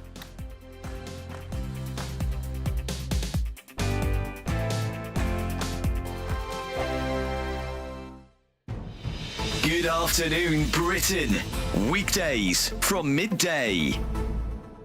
Children's stories like Peter Pan and Alice in Wonderland now come with a trigger warning at universities, alerting readers to possible themes of white supremacy. Yes, these warnings are being applied to colonial narratives. That's the claim, commonly found in adventure stories and famous novels from the Victorian era. Well, joining us now is the actor Charlie Lawson. And Charlie, these warnings have been applied to Peter Pan and Alice in Wonderland. What's this university getting at? Well, look, first of all, this is nothing new. We hadn't heard about it for a while. Universities have been doing this over the last couple of years. I remember having a chat with one of your colleagues. But when Gabriella, the lovely Gabby, phoned me up today, I had to beg her to put me on after 9 o'clock because I found myself getting rather irate about the whole thing. But I will do my best to be very polite. Yes, keep it clean. Yes, look, which is quite difficult for me, as you'll appreciate, over this subject. Look, this is universities just jumping on the same trying to be relevant bandwagon.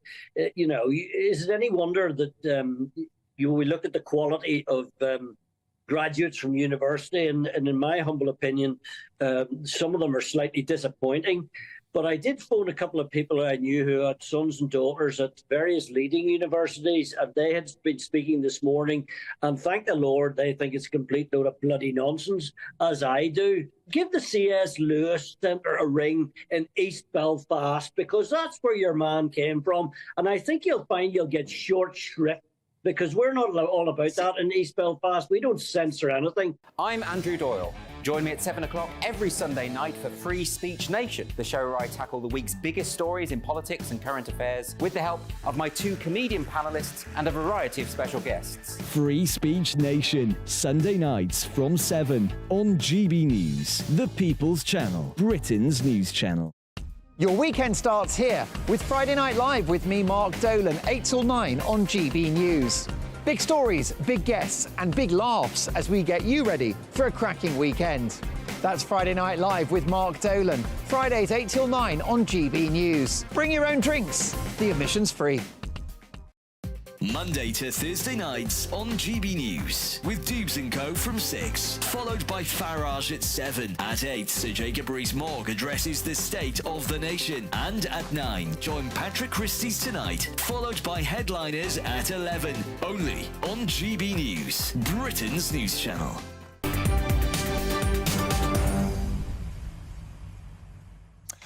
Welcome back now. Viewers on GB News can see live pictures from the House of Commons, and Grant Shapps is about to make a major statement about a huge data breach affecting British Army personnel. Up to 270,000 have been affected. Will the government blame China for that cyber attack? We'll cross light to that as and when it happens. Now, Labour has accused Rishi Sunak of gaslighting Britain over the economy. Shadow Chancellor Rachel Reeves made the claim to business leaders earlier today, saying that the government is deluded over the success of its economic plans. Well, GB News' business and economics editor Liam Halligan was at the speech earlier, and he joins me now with On the Money.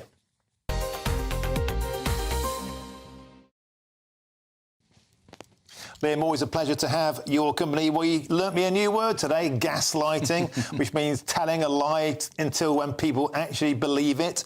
Rachel Reeves coming out fighting, saying that the Tories are deluding people on the economy, but there are some good numbers coming up on the GDP figures.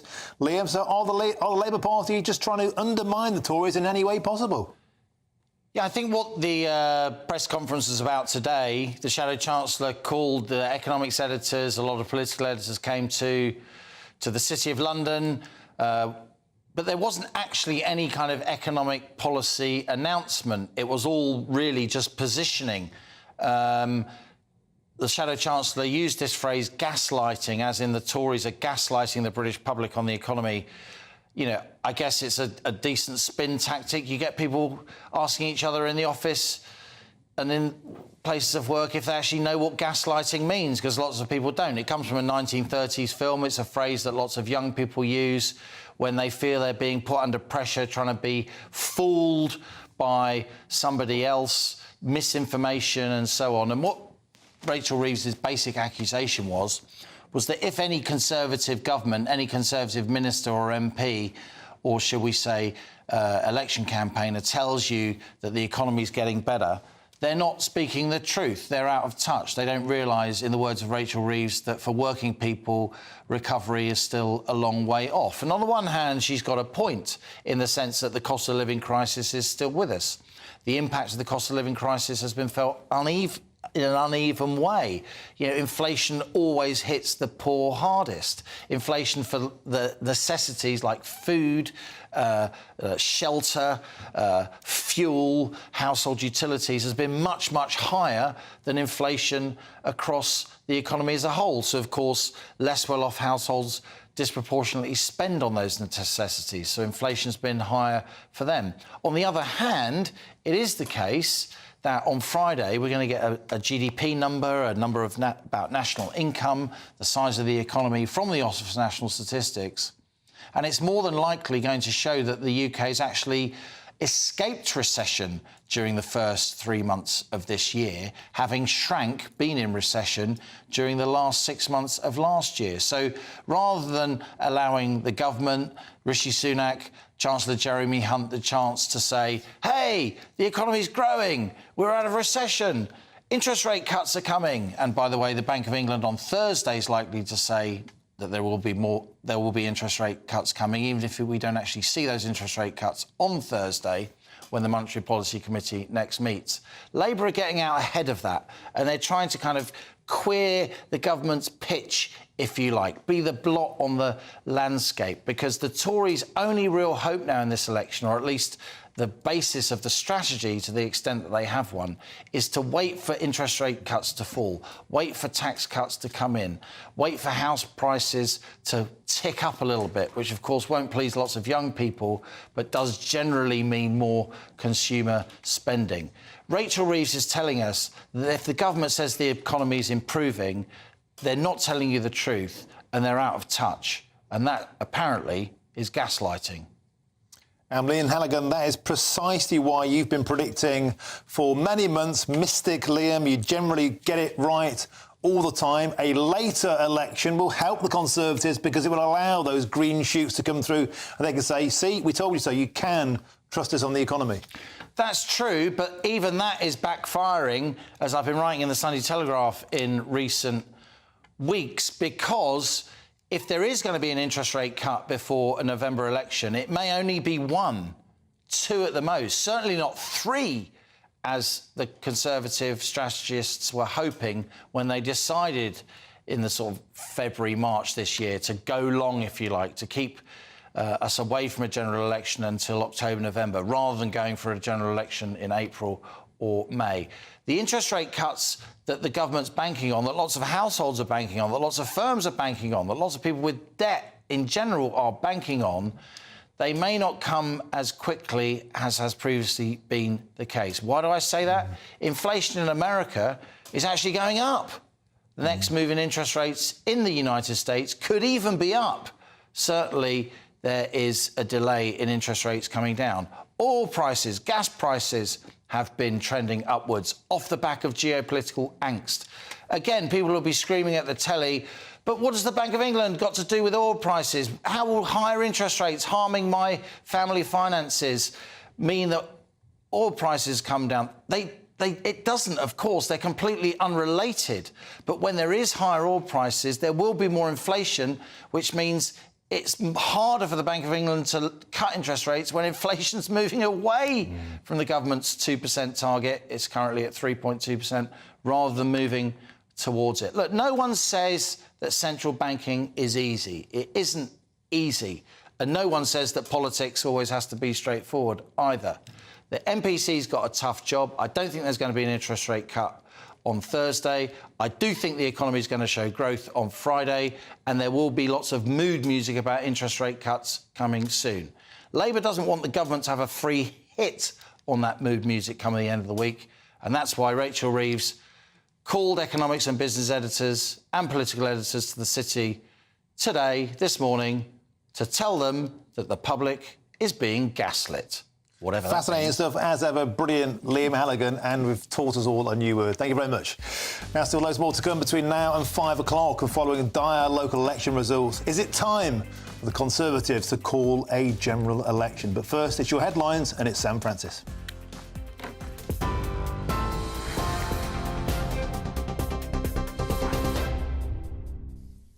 4:32, I'm Sam Francis in the GB newsroom. A recap of the headlines this hour. John Swinney has become Scotland's new First Minister, calling it an extraordinary privilege to accept the post. In the last few minutes, Mr Swinney's been addressing the Scottish Parliament after winning the backing of 64 of his colleagues. He replaces Humza Yousaf, who formally resigned from the position earlier. Speaking from Holyrood's front bench for the final time in the role, Mr Yousaf said his heart would forever belong to Scotland and that leading his country had given him the opportunity to defy those he called racist bigots. The Shadow Chancellor says Britain's economy is in a worse state than many people think. In a speech in London earlier, Rachel Reeves said the government isn't being honest with voters, citing the Prime Minister's claims that Britain has turned a corner. She said voters need to ask themselves whether they really feel better off after 14 years of the Tories. In royal news, it's been confirmed that Prince Harry will not meet the King while he's in the UK this week. Harry landed in London this morning ahead of an event marking 10 years since the Invictus Games launched. However, a spokesperson for the Duke of Sussex told GB News it's unfortunately not possible for them to meet due to His Majesty's full programme, adding that the Prince is understanding of his father's commitments and hopes to see him soon. In the US, Stormy Daniels has told a court that Donald Trump was wearing satin pyjamas when he welcomed her to his hotel suite at a celebrity golf tournament in 2006. The former adult film star is on the stand today at the former president's criminal trial. Prosecutors say Mr. Trump covered up a $130,000 hush money payment that his former lawyer made to Ms. Daniels in the run-up to the 2016 election. Those are the headlines. Another update at 5 o'clock. In the meantime, you can sign up to GB News Alerts by scanning the QR code on your screen or go to gbnews.com/alerts.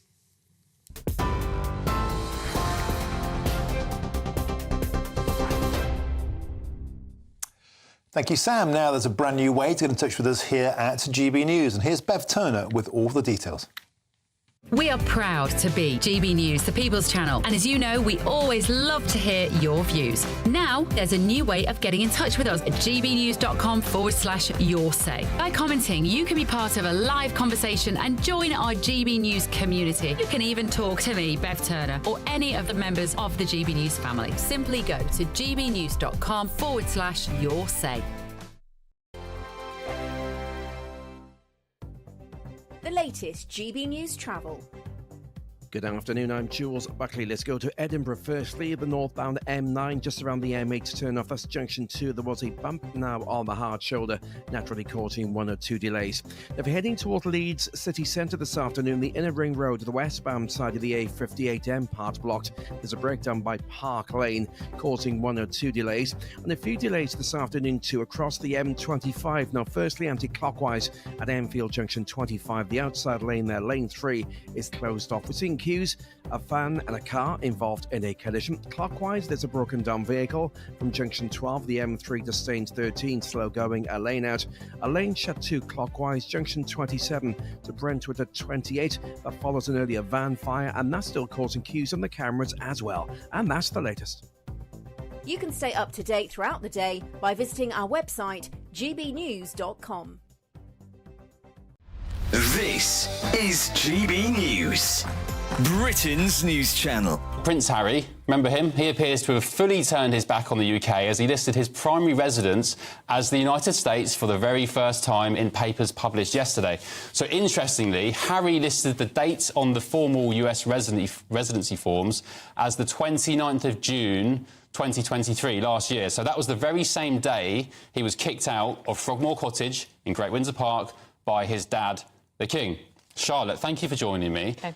Are we just putting 2 and 2 together here with the significance of this date? Because there were stories during the rounds today that Harry chose that date specifically because he was so hurt about being booted out of Frogmore by his dad. Yeah, I mean, to me it feels like he's trolling his dad a bit, because he could have said that he's been a US resident since 2020 when he quit the UK and moved to the States, but instead he chose the exact day that his dad kicked him out of Frogmore. But the reason his dad kicked him out of Frogmore was because he'd slagged off Camilla in Spare. And, you know, and his dad, apparently it was a really difficult decision for Charles, because, of course, no dad wants to kick their son out of their home. But he went beyond the pale. So Charles took the difficult decision to say, look, Frogmore's been empty for years anyway. We've spent £2.4 million doing it up for you. And now you've, you know, insulted our family in your book, Spare. Why is he so hung up on Frogmore? Because this is the country he was desperate to get away from. This is a house he didn't particularly want to live in and, in fact, didn't live in. Well, he was forced, by the way, to pay £2.5 million to fund the renovations after it all kicked off. I mean, would that have anything to do with... Yeah, I mean, I'm sure that sort of galvanised his anger towards the whole situation. He thought he was getting a fantastic freebie. And there was, you know, there were a few reports at the time that Meghan actually thought she was moving into Frogmore House, which is a much grander property. And she sort of felt a bit sort of tricked or confused and hadn't quite realised it was actually a cottage, which is only a mere, I think it was only a mere 8 bedrooms. 2024, a battleground year. The year the nation decides. As the parties gear up their campaigns for the next general election. Who will be left standing when the British people make one of the biggest decisions of their lives? Who will rise? And who will fall? Let's find out together. For every moment, the highs, the lows, the twists and turns. We'll be with you for every step of this journey. In 2024, GB News is Britain's election channel.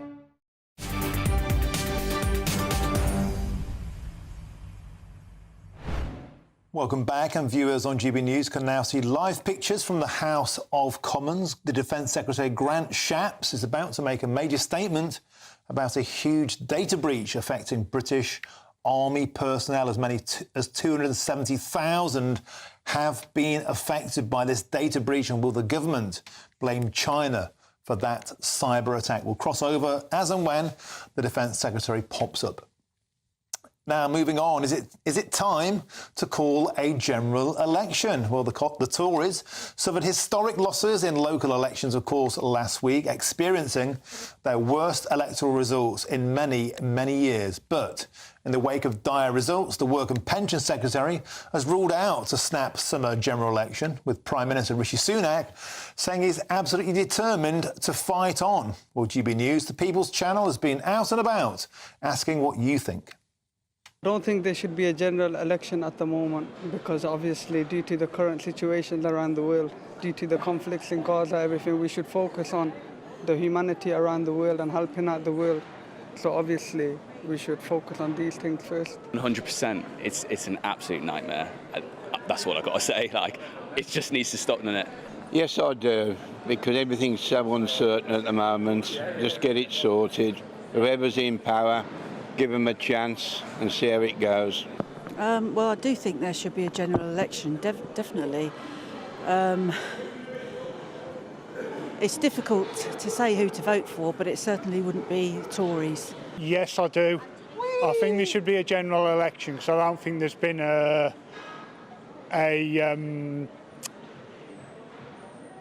elected Prime Minister in a long time.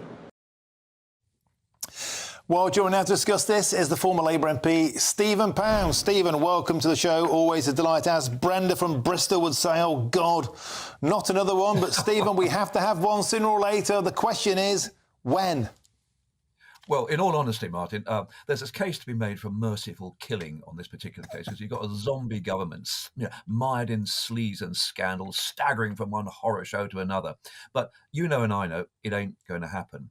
At the moment, what the thing, LBJ said, Lyndon Johnson said, the first lesson you learn in politics is how to add up.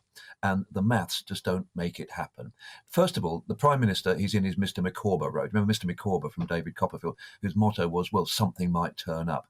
If you actually look at parliamentary arithmetic, the DUP, their former leader was in court last week. The last thing they want is an election. The SNP are all over the shop. There's no way they're going to want an election. The one Green, they got their own issues with, on the one hand, you've got people shouting Allah Akbar when they get elected. On the other hand, they're calling for the ban on halal meat, which is going to be a tricky one. George Galloway certainly doesn't want one, because he'll be out the door come the next election. So as what it leaves down to is the Tory MPs. Now, look, a lot of them know, in all honesty, they're not total fools.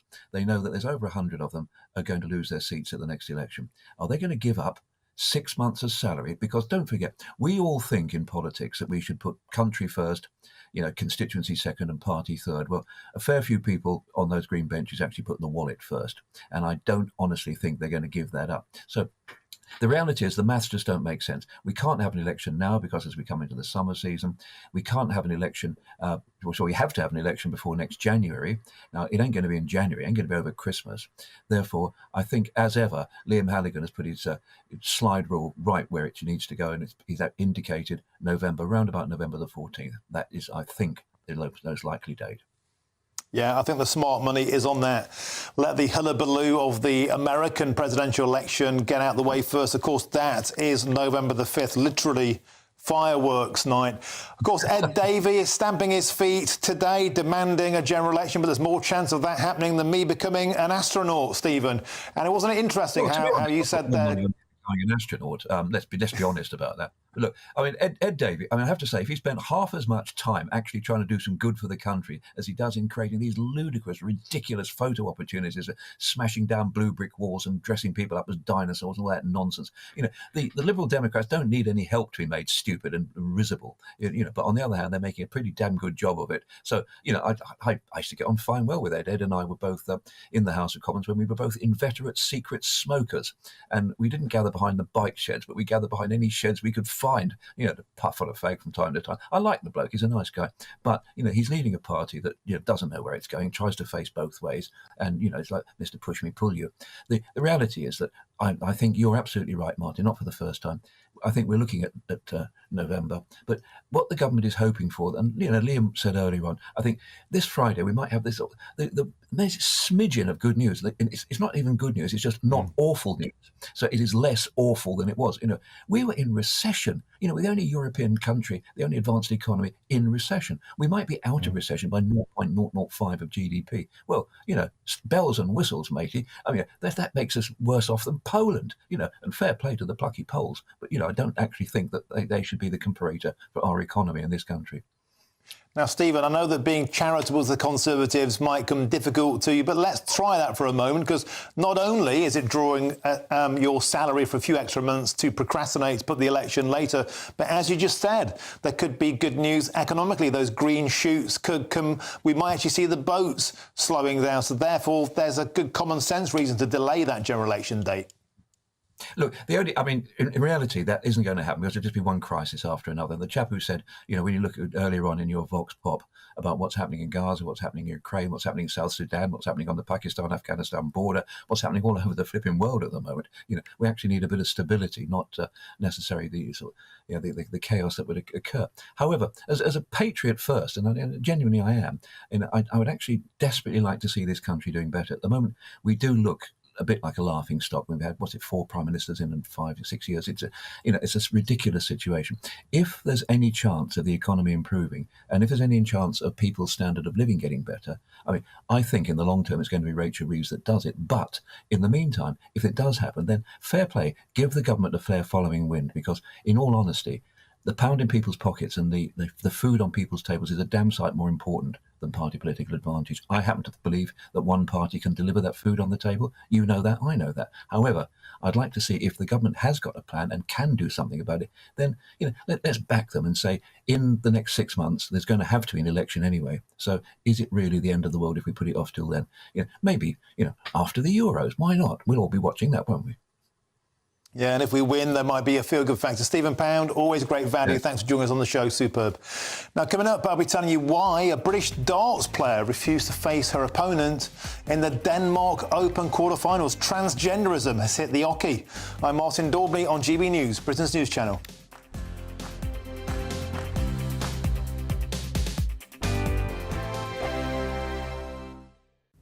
Hello again, here's your latest GB News weather from the Met Office.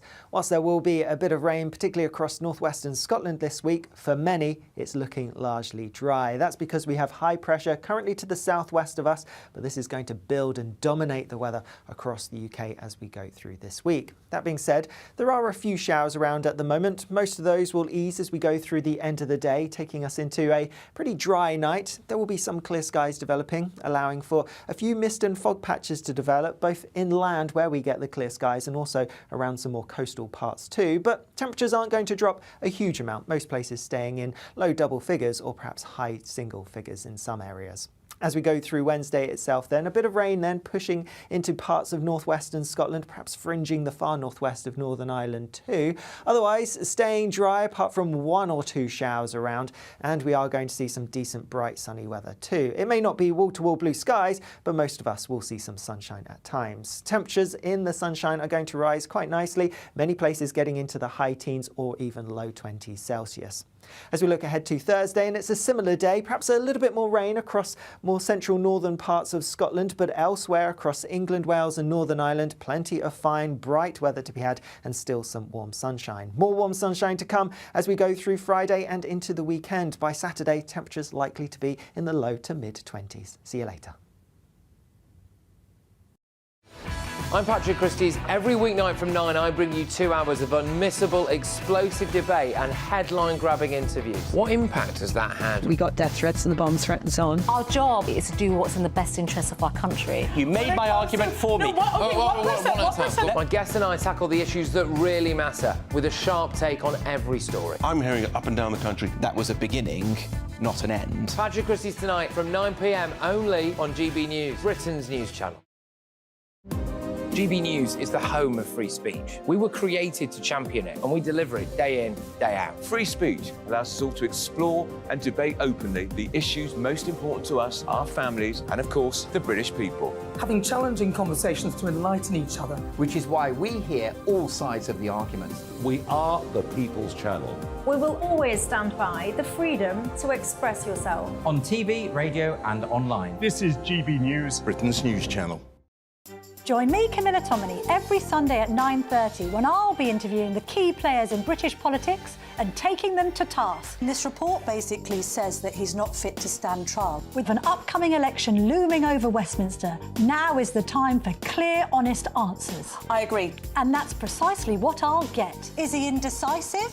Incompetent? That's the Camila Tominey Show at 9:30 every Sunday on GB News, the People's Channel, Britain's election channel.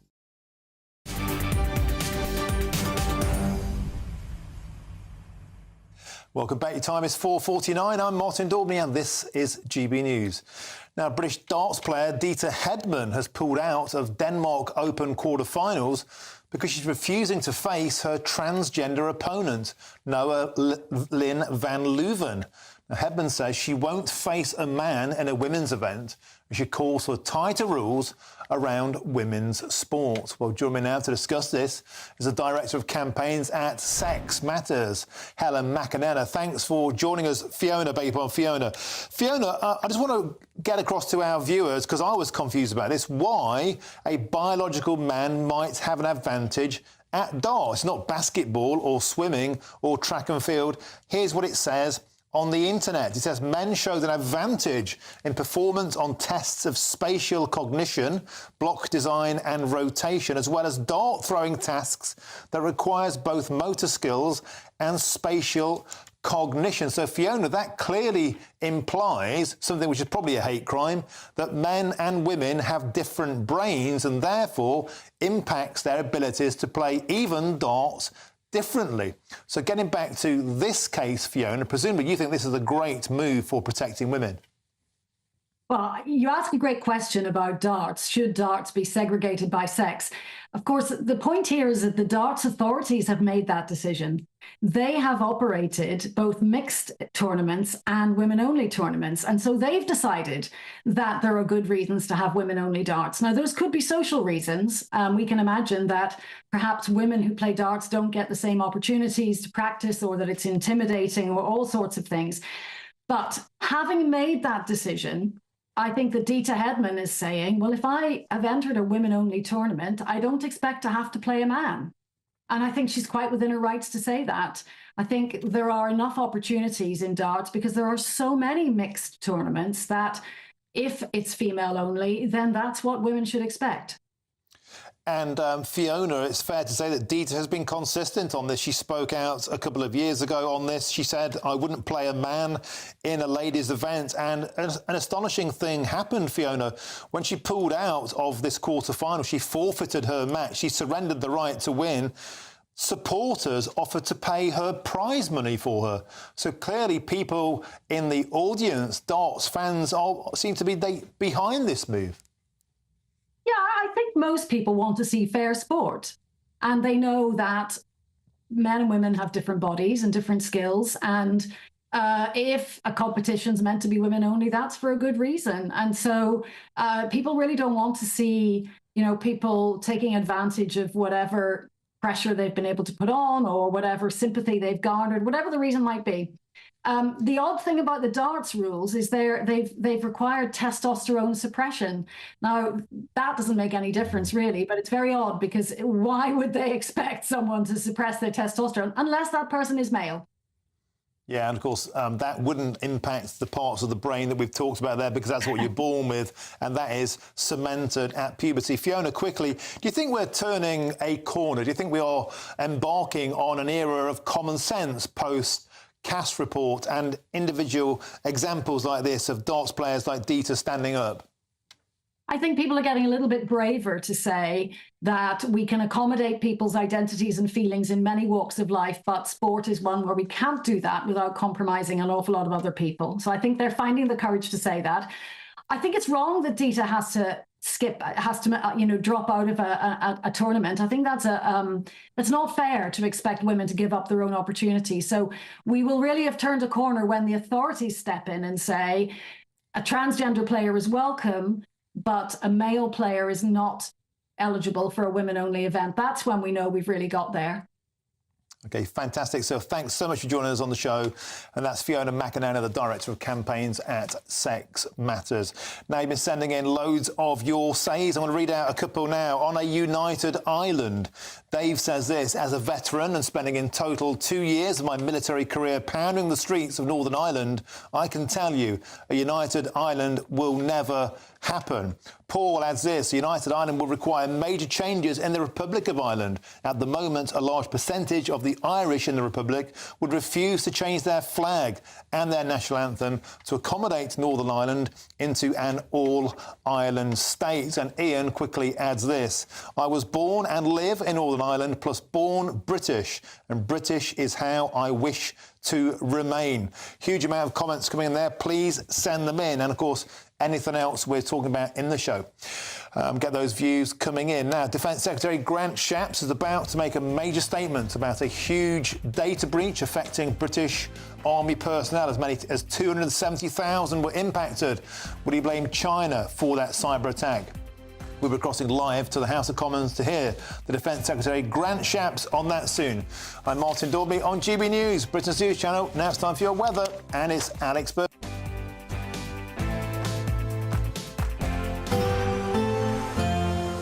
A brighter outlook with Box Solar, sponsors of weather on GB News. Hello again. Here's your latest GB News weather from the Met Office. Whilst there will be a bit of rain, particularly across northwestern Scotland.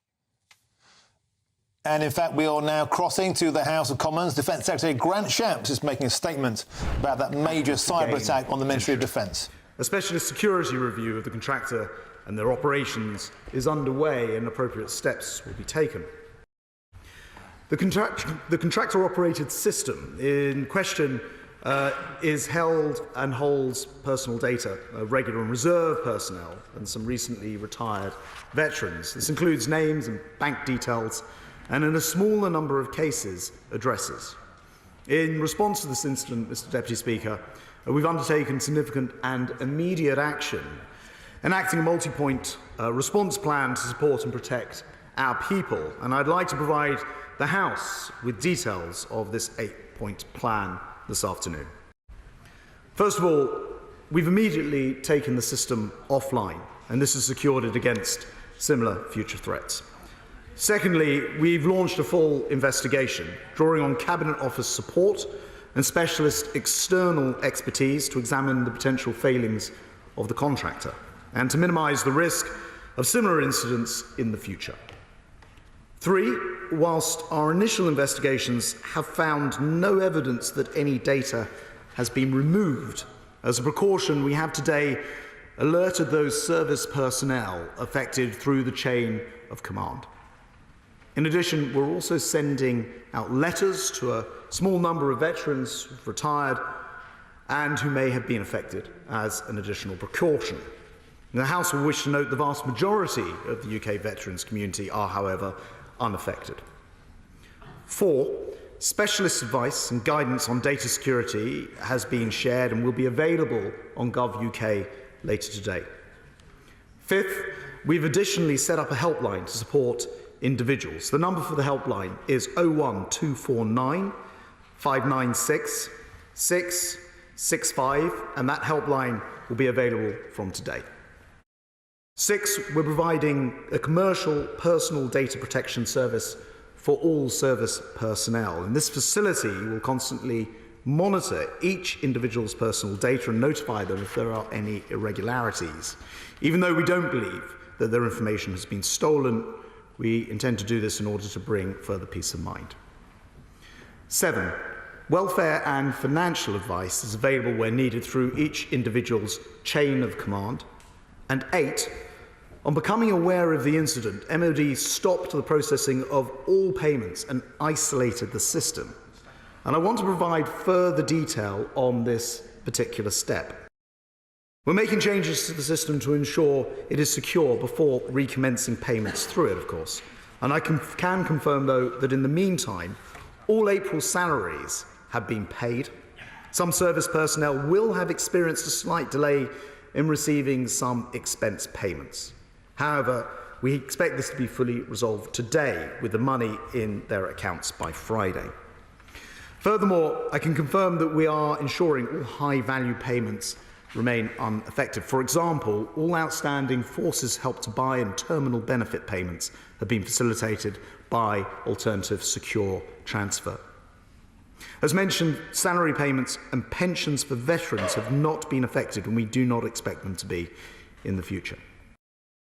Mr. Deputy Speaker, for reasons of national security, we can't release further details of the suspected cyber activity behind this incident. However, I can confirm to the House that we do have indications that this was the suspected work of a malign actor, and we cannot rule out state involvement. This incident is further proof that the UK is facing rising and evolving threats, and as I set out in my speech in Lancaster House in January, the world is, I'm afraid, becoming somewhat more dangerous. Last month, the government therefore announced an increase in defence spending to meet these new threats, reaching 2.5% of GDP by the end of the decade. Mr. Deputy Speaker, following this incident, I can also announce today that although this incident is entirely unrelated to our own MOD networks, we are also reviewing all personnel data to ensure our people's data is secure. This was the work, as I say, of a malign actor who compromised a contractor-run network entirely separate from the MOD core system. However, as I've said, we cannot at this stage rule out state involvement from elsewhere. This 8-point plan outlines the immediate and significant action we're taking to protect the most precious resource, our people. And even though this has occurred on a contractor system with a malign actor involved, and we can't rule out that foreign state involvement, I want to apologise to the men and women who are affected by this. It should not have happened, and this 8-point plan seeks to ensure that it is put right and that it cannot happen again. I commend the statement to the House. John Healey. Thank you, Mr. Deputy Speaker. There is deep concern in this House about the grave security breach, and the House will accept and note the Defence Secretary's apology to Armed Forces personnel. So we welcome the Defence Secretary's statement this afternoon and his multi-point plan, and thank him for early sight of it. There will indeed be serious concern in the MOD that news of this big data breach was splashed across the media before the Defence Secretary could set out the facts to Parliament.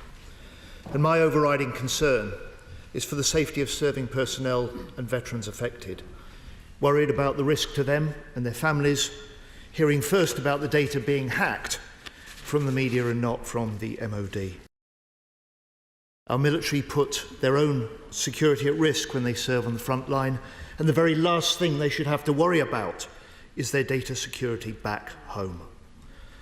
Any such hostile action against our forces is utterly unacceptable, and their protection must be the first order priority for the Defence Secretary, whether on operations abroad or for their data at home. Despite the Defence Secretary's statement, he still has many serious questions to answer. On the breach itself, who held the data that was hacked? When was it discovered? When were ministers told? How was it leaked to the press? On the contractor, Defence Business Services say Shared Services Connected Limited has the MOD contract for core payroll and other business services. How many contracts does SSCL or its parent company, Sopra Steria, have with the MOD? What action has been taken by other government departments with similar SSCL contracts? On Forces personnel, how many serving personnel and veterans have been hit by the hack? Has every serving full-timer and reservist been affected? And what support is being offered? On last night's media reports, has a leak inquiry been launched? Mr. Deputy Speaker, the MOD's data security record is getting worse while threats against the UK continue to rise. There has been a threefold increase in MOD data breaches in the last 5 years, with 35 separate MOD breaches reported to the Information Commissioner's Office and a £350,000 fine last December. Subcontractors are well known as the soft underbelly of security, and this latest hack raises serious questions about how the MOD manages its outsourced services. Mr. Deputy Speaker, the media have clearly been briefed that China is behind the hack, but the Defence Secretary only tells us about a malign actor. Now, the government rightly has a very rigorous system before official accusations or attributions are made. But if this data breach is found to be carried out by a hostile state, it would represent a very serious threat to our national security. And the government have been warned. The ISC committee confirmed in its China report last year, cyberattacks by hostile states now happen daily, and our wider armed forces community are being targeted. But the committee also found no cross-government China strategy, completely inadequate resourcing and defence intelligence with no systematic record of resources focused on China. Mr. Deputy Speaker, the Defence Secretary knows. We are united in this House. We will not stand for any such attacks. And with threats increasing, such flaws in our cybersecurity must be fixed. Only then will we make Britain secure at home and strong abroad. And that was the Shadow Defence Secretary John Healey reacting to a statement by Grant Shapps, the Defence Secretary, a few moments ago in the House of Commons regarding this cyber attack, a data breach which impacted 270,000 serving regular reserve and veteran members of the British Armed Forces. It was briefed to the press that this was China behind this attack, but Grant Shapps there notably stayed well shy of getting into that. He instead called it a malign foreign influence, stopped short of blaming the Chinese. He came out with an immediate 8-point plan of taking the system offline, a full inquiry, alerting all impacted, offering support, a helpline, welfare advice, but he did stop well shy of actually saying it was the Chinese behind this. And John Healey there, I think with some justification, said, well, how has this been leaked to the press? He said this is the 35th leak now, a threefold increase in MOD breaches. He called that a soft underbelly. We have a problem, clearly, and John Healey doesn't think that Grant Shapps grasped the nettle there, or lots to pick apart and discuss. And I'm joined now by the Executive Director of the Henry Jackson Society, Dr. Alan Mendoza, who joins me now. Dr. Mendoza, welcome to the show. Always a delight to have your company. Something of a mystery, isn't it, that it was leaked to the press, briefed to the press. This was China. This was the Chinese Communist Party, and yet Grant Shapps stopped well short. He said it was a malign foreign impact. Wouldn't rule out a foreign country, a state-endorsed involvement, but stayed shy of actually fingering the Chinese. What's your take on that? Well, I think the official line on this is that investigations take a long time before we can reveal who's actually behind things. Note, for example, that the 2021 breaches of the Electoral Commission of MPs' emails took 2 years to come to fruition before the government was comfortable to say it was China. But clearly they know it's China, because clearly they briefed it was China. So we're fully aware of what it's likely to be and who's likely to be behind it. And therefore I think I have some sympathy for John Healey's position to say, if you in this way, shouldn't we being a little bit more circumspect about, getting out there and saying who's really responsible, even if we then caveat that by saying we don't have the final results, but we know whose modus operandi this is. It's you, Chinese Communist Party. Yeah, because clearly, Alan, if Grant Shapps knew that it wasn't the Chinese, he would say this wasn't the Chinese, these leaks are simply untrue. As you say, most likely this has been briefed to be the Chinese, and yet we have this tap dance, this shadow box of who actually is responsible.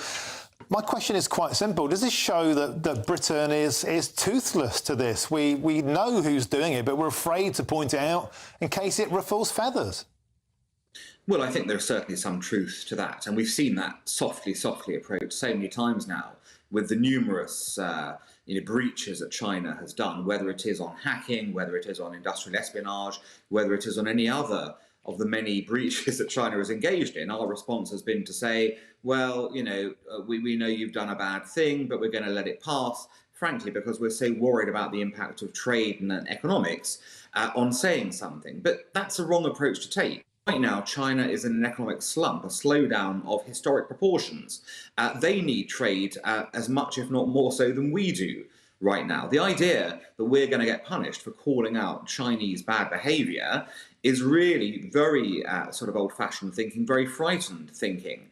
And more so, were we to come together with a coalition of other countries who've similarly been affected. It's not just us. There are cases every month of countries being hacked by China in various ways. If we all came together and said, at this particular point in time, is enough, I think China would listen.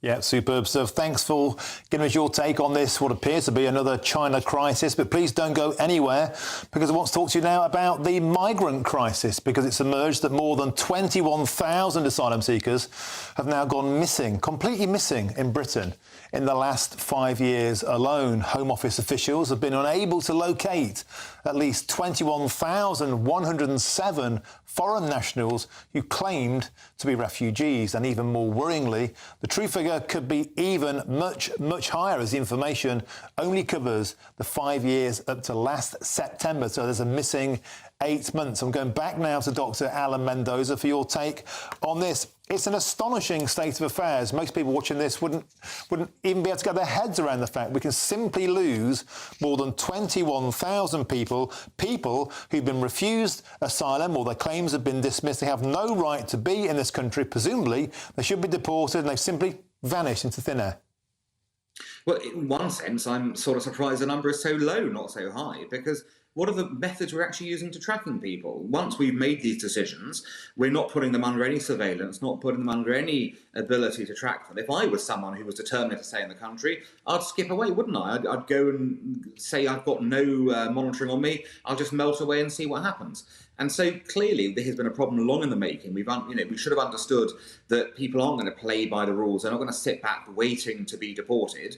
They will take matters into their own hands and try and flee. So the question is, what are we going to do about this going forwards? A, how do we find the people who've already disappeared? But B, how are we going to prevent future such examples from happening? That clearly needs a much tougher regime once a decision is made to make sure people cannot escape justice, as it were. OK, Dr. Mendoza, let's drill into that a bit more.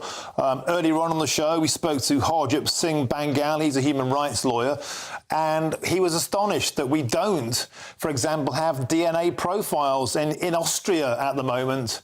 Alan, in Austria, they are planning to do exactly that, because a huge number of people claiming to have relatives in Austria are coming under false pretenses. They're often not related at all. So they're planning things like DNA databases. We've heard about ankle tags. We've heard about monitoring, about ID cards. But of course, every time this is mentioned, Alan, we have a conversation about, oh, it's breaching their human rights. But if 22,000 people can simply vanish in a puff of smoke, we have to do something. Higher than that, because we don't actually know the full amount. And look, there are obviously going to be concerns about civil liberties or about human rights, about any of these things. But the reality is, we're not living in the 1950s anymore. We're living in a kind of age when people want to come to this country illegally. They've got no right to be here. They're going to make up reasons why they're coming. And while we're all in favour of people who are genuinely refugees and need to be housed in that way, we've seen the system being abused, and we currently look defenceless in the face of its abuse. So clearly there has to be something done to change that basis of how society acts in this way. And we're going to have to accept, I think, that in 2024 we are going to require some more surveillance and some more techniques to make sure that people do not abscond, because otherwise the alternative is to say to people, we're sitting ducks, it's open season once you come here, doesn't matter if you can legally stay or not, we're not going to stop you. And that's precisely the case. I mean, let's be absolutely clear, Alan. These are individuals who've been identified as having no claim, no right to remain in the UK. This is not inhumane. They've been through the system. They failed to meet the criteria. They don't have the right to belong in the United Kingdom. Cut and dried. Clear cases. Deportation is the next step. Then they go walkies. And we have this conversation all the time, Alan, about the human rights of these people. What about the human rights of Britons who have no idea who is walking amongst us? What about the human rights of Britons who are saying enough is enough? We're paying for this. Well, absolutely. And here's the reality. We're saddled with huge costs. And it's a system that doesn't work, as you've identified and highlighted here. The story tells us. I think, one very obvious way this could be avoided is to make sure that the moment a judgment is reached, the person is not allowed at liberty again. They're not at liberty. They've failed in their bid to stay in this country. At that point in time, they should be removed, frankly, immediately. And if they're not removed immediately, they should at least be placed in a holding zone where they can then be removed from, because they've gone through the legal process. We've followed their human rights. We've gone through a system which gave them the opportunity to make their case in law. They had professional advice for it, and they were found wanting. At that point, there is no more human rights concern as such. It's really a question of, can we then fulfil the legal obligations we have to remove people who are not allowed to be here? And that does require, in my view, a very strict and swift system to make sure that happens. And many people will be crying in agreement with you, Alan, but is that going to happen? We heard last week, Operation Vector, 800 enforcement officers, 800 was 22,000 of these minimum, plus 8 months on top, and that's what we know about. Those who are actually in the system, there may be many, many more who aren't accounted for or aren't on any database. Are we simply fighting pea shooters with tanks? Well, clearly there's a big problem. We've got multiple thousands who are missing. We don't have that much resource, it seems, going into finding them. That said, look, I'm not a specialist in this area, in the sense I don't know how you go about tracking these people. It may well be there are obvious modes that you will take to track them down. I mean, what's interesting is that there appears to be some confidence these people will be found. I mean, I'm less confident, but specialists appear to believe that there's confidence there. So I think what we've got to do is look at the remedy being proposed. We've got to look at how it works in the coming few months, and we'll soon know, won't we, if it's been successful or not. Because we'll either find those people or we won't. And if we won't, we'll know we didn't put enough resource in, and that something desperate needs to be done to locate those who are missing, and the many who may go missing in the time between that moment and now. Fantastic stuff. Dr. Alan Mendoza, Executive Director of the Henry Jackson Society. Fabulous to have you on the show. Thank you very much for joining us. Now, moving on, the Green Party is investigating a councillor who shouted Allah Akbar, as you do, which translates to God is the greatest in Arabic, after being elected, and said that Palestine had the right to fight back. Well, Mothin Ali won the Gipton and Hare Hills ward in Leeds with more than 3,000 votes at last Thursday's local elections. And let's have a little listen. Raise the voice of Palestine! Allahu Akbar! Allahu Akbar! Now, this comes after Labour was investigated for anti-Semitism a few years back, and I've lost count of how many Tory MPs have lost their seats after various misdemeanours, both sexual and financial. Now, is it time for a political ombudsman? That's today's topic, and joining me now is the political commentator Stephen Carlton-Woods. Stephen, welcome to the show. Always a pleasure to have your company. Many people, Stephen, looking at the state of British politics, will be despairing, pulling out their hair. Allah Akbar being screamed after an election in Leeds, not in Gaza. The Bradford councillor shouting, "We will come and get you," to anybody who disagrees. And as I've said, so many sexual misdemeanours and scandals going on in politics. Many people believe politics is in the gutter. My question to you is, do we need an ombudsman, somebody independent outside of Parliament, not only looking over parliamentary candidates, but councillors, every elected representative in the land? Should they be overseen? And if they breach conduct, should they be booted out? Well, there is actually a system in place at the moment, similar to what you're saying. There's a standards committee that meet within councils. So if a councillor does something wrong, they can be reported to that organisation, and they can be in hot water over it. But the situation is quite dire at the moment. We've seen even other things. We've had the deputy leader of the Manchester City Council lose the seat to the independent groups that are of similar nature to this, where it's all about supporting Hamas and freeing Palestine is their main thing. Nothing to do with local politics. So it makes you wonder, really, how are people voting these people in all the time? And you see that just for their section, you get a big turnout for them, for the independent. But mainly, though, in local elections, we've seen some really low turnouts. And we're all scratching our heads wondering how this is happening. I would really say it's more important that people go out and vote and stop these extremists from taking over.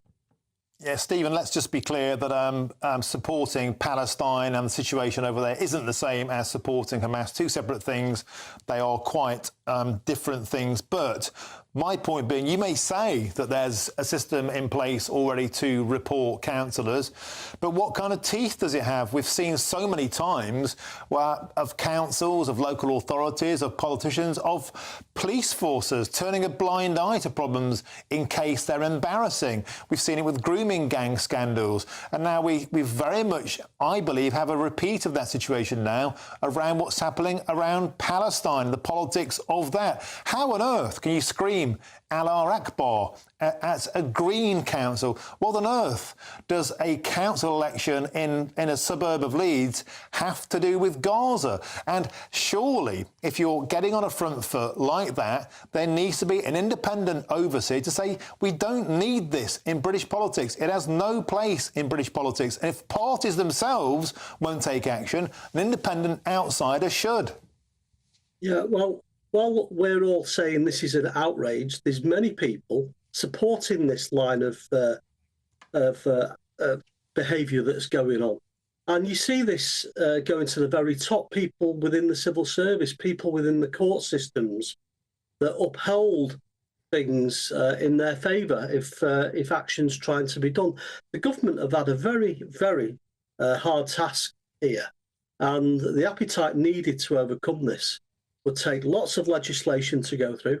I agree we could do have an ombudsman system with regards to politicians, but it's implementing that. There's so many problems with the country at the moment, and every time, even like getting rid of immigrants, like what we've just seen before in the previous clips, all the obstacles we've had to overcome there just to get flights off the ground to go to Rwanda. So the government, or whoever's going to be looking at this in the future, have got all these other organisations that are hell-bent on giving these people the power and the say. Yeah, and of course, just to be clear, that item was about getting people, tracking people down who have been not granted the right to remain because they've been through the system, not getting rid of all immigrants. Now, Stephen Carlton-Woods, thanks for joining us on the show. Always a delight to have your insight. Now it's time for the latest Great British Giveaway now, and your chance to win the biggest cash prize of the year so far, a whopping £20,000 tax-free. Imagine what you could do with all that extra cash. Well, here's how you could win a lot of it. It's the biggest cash prize we've given away to date. An incredible £20,000 that you could use however you like. And because it's totally tax-free, every single penny will be in your bank account to do whatever you like with. £20,000 in tax-free cash really could be yours this summer. But you've got to be in it to win it. For another chance to win £20,000 in tax-free cash, text WIN to 63232. Text costs £2 plus one standard network rate message. Or post your name and number to GB05, PO Box 8690, Derby DE1 9TT. UK only. Entrance must be 18 or over. Lines close at 5 p.m. on the 31st of May. Full terms and privacy notice at gbnews.com/win. Please check the closing time if listening or watching on demand. Good luck. Now, coming up, I'll be speaking to a Birmingham butcher who's got a major beef with low-traffic neighbourhoods. In fact, he wants to give them the chop. I'm Martin Daubney on GB News, Britain's news channel. This is GB News, Britain's news channel. Between 1955 and 1989, an average of 55 nuclear tests were conducted across the globe each year.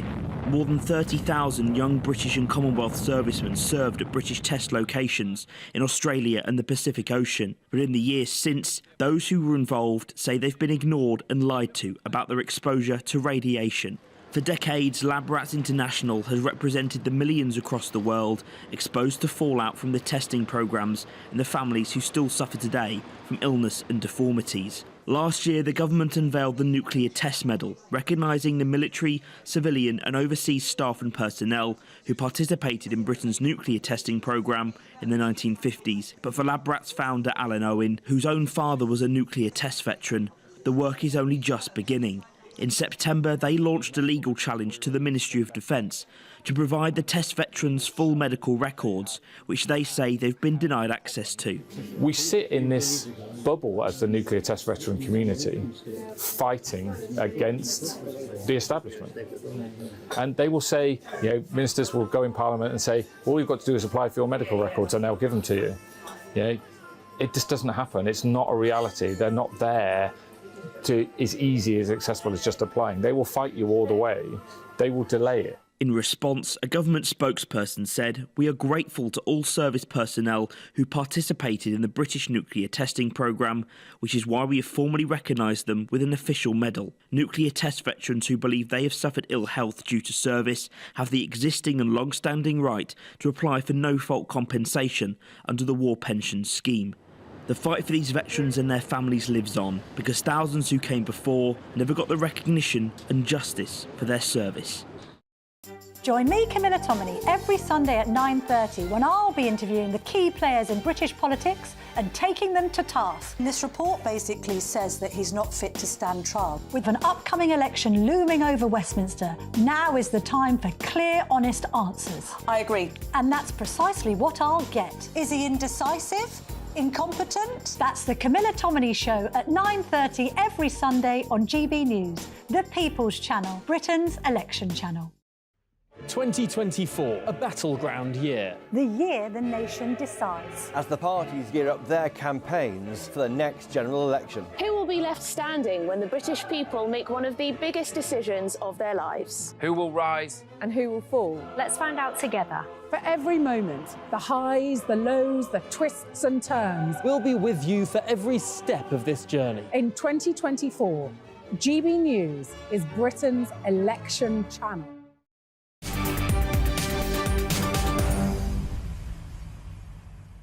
Welcome back. It's 5:26. I'm Martin Daubney and this is GB News. Now, later this hour, I get reaction to the news that Prince Harry won't meet the King while he's back in the UK this week.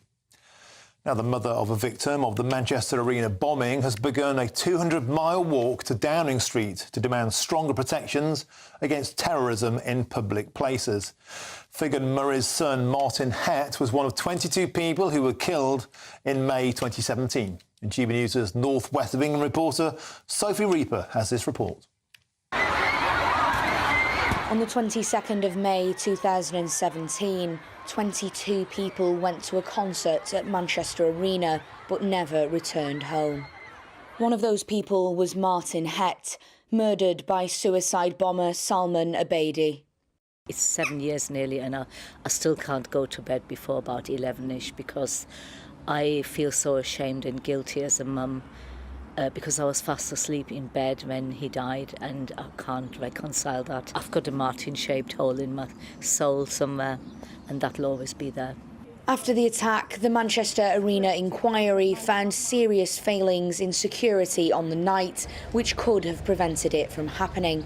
As a result, for the past 5 years, Fegan has worked tirelessly to try and improve security at UK venues. About 18 months after Martin died, we went to a theatre in Manchester, and there was absolutely no security, and that completely floored me. Then I looked into it and realised there's no legislation for security at all, and I wanted to change that. I just want venues and places, public places, to have a legal obligation to put security on and keep people safe. This morning, Fegan began the walk from the spot where her son lost his life, which will take her all the way to Downing Street. At the start, Mayor of Greater Manchester, Andy Burnham, told her everyone in the country was behind her. I just feel on this 7th anniversary, if we get that cross-party commitment, if we get that date, if it is made clear that it will get passed before the general election, that is in the end the best way we can mark that 7-year milestone and make sure that forever everyone else will have greater safety as they go out and about. With 186 miles to cover, Fegan and her team will arrive on the 7th anniversary of the attack. And until then, she wants as many people to get involved as possible. Sophie Reaper, GB News. Magnificent stuff, and good luck to you, Fegan. Lather, you've been sending in your views throughout the show, in fact, hundreds of you. And as you probably imagine, the topic of 21,000 missing migrants has really got you hot under the collar. Stephen says this: the days have gone when Britain was safe enough to not bother with tight controls on people. There is no nice way of dealing with the problem anymore other than raiding places, tagging people, taking DNA and imposing ID cards. A strong-arm approach there from Stephen. And Antonio adds this: shock horror, thousands of migrants are missing, and this comes as a surprise to the government or indeed to anybody. The Conservatives are clearly living within a parallel universe. Thanks for those comments, and please keep them coming in before the end of the show, because there's loads more still to come between now and 6 o'clock. I'll talk about the shocking incident that saw pro-Palestinian protesters disrupt a remembrance march at the site of the Auschwitz concentration camp. Unbelievable. But first, it's time for your latest news headlines, and it's Sam Francis.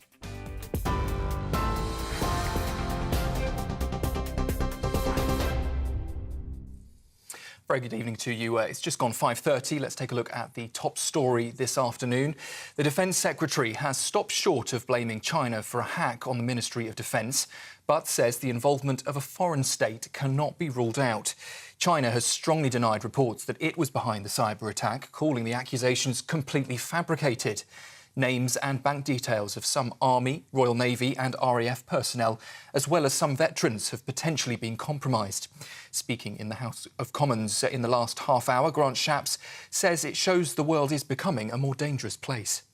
For reasons of national security, we can't release further details of the suspected cyber activity behind this incident. However, I can confirm to the House that we do have indications that this was the suspected work of a malign actor, and we cannot rule out state involvement. This incident is further proof that the UK is facing rising and evolving threats. John Swinney says he's over the moon to be voted in as Scottish Parliament's choice to be the next First Minister. He was backed by 64 of his colleagues. His nearest rival, Douglas Ross, received 31 votes. Mr Swinney replaces Humza Yousaf, who says his heart will forever belong to Scotland. A 5-month-old boy who suffered a cardiac arrest at Legoland Windsor is in in an alleged incident of child neglect has died in hospital. A 27-year-old woman from Essex was arrested at the resort and has since been released on bail. Police say they're not seeking any other suspects, but detectives from the Child Abuse Unit are now asking anyone with information, particularly those at Legoland's Coast Guard HQ boat ride on Thursday afternoon, to come forward. For the latest stories, you can sign up to GB News Alerts. Just scan the QR code on your screen or go to gbnews.com/alerts.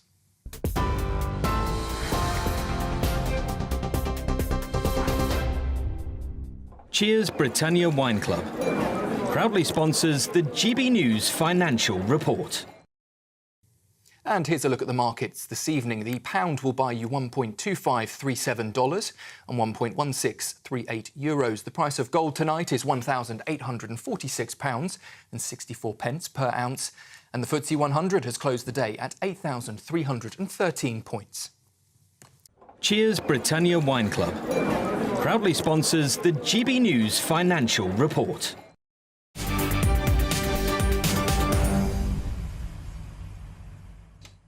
Thank you, Sam. Now, we've heard a lot about the impact of low traffic neighbourhoods have had on businesses, and some say that the zones limit vehicle access and reduce the number of customers. Well, Stan Hems is a butcher in Birmingham who claims that an LTN has cost his business around £30,000. Well, Stan Hems joins me now on GB News and is here to tell us more. Stan, welcome to the show. So can you explain to us where your shop is and when the LTN was introduced and how it's impacted you? The LTN was introduced 3.5 years ago. I've been in King's Heath since I was 19. I'm 81 years of age. I'm a butcher. And our footfall has gone down 30%. So 30% gone down. And how much money would you say that's cost you, Stan? Oh, a lot of money, a lot. Probably £6,000 a week. £6,000 a week, OK. And so you've presumably, well, I know you've been having a long-running beef, pardon the pun, with the local business improvement district in King's Heath. What have you said to them? You've made your case on facts. What have they said they would do? Presumably they've ignored you. Well, no one has done a consultation in 3.5 years to ask the business how they're doing. Not one person. We've got lots of businesses closing. They've just put funny you phoned me today, they've just put the new plans out. They're closing all the roads off on the other side, which will make it 3.5 more roads closing, 3.5 times more roads closing. And all the shops are up in arms about it, that there's no traffic being allowed on York Road. I don't know how they'll get the lorries down there and the beer to deliver. York Road is a very good shop and shopping centre. Wendy Bill from York Road, who ran Morris Robinson since 1947 with a father and mother, they've closed the shop down, the sports shop.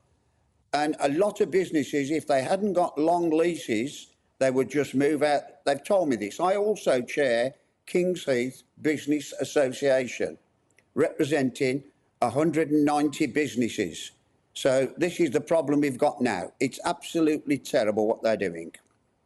And Stan, you clearly believe that these net zero policies, clean air policies, the politicians say that they're for good. You don't agree.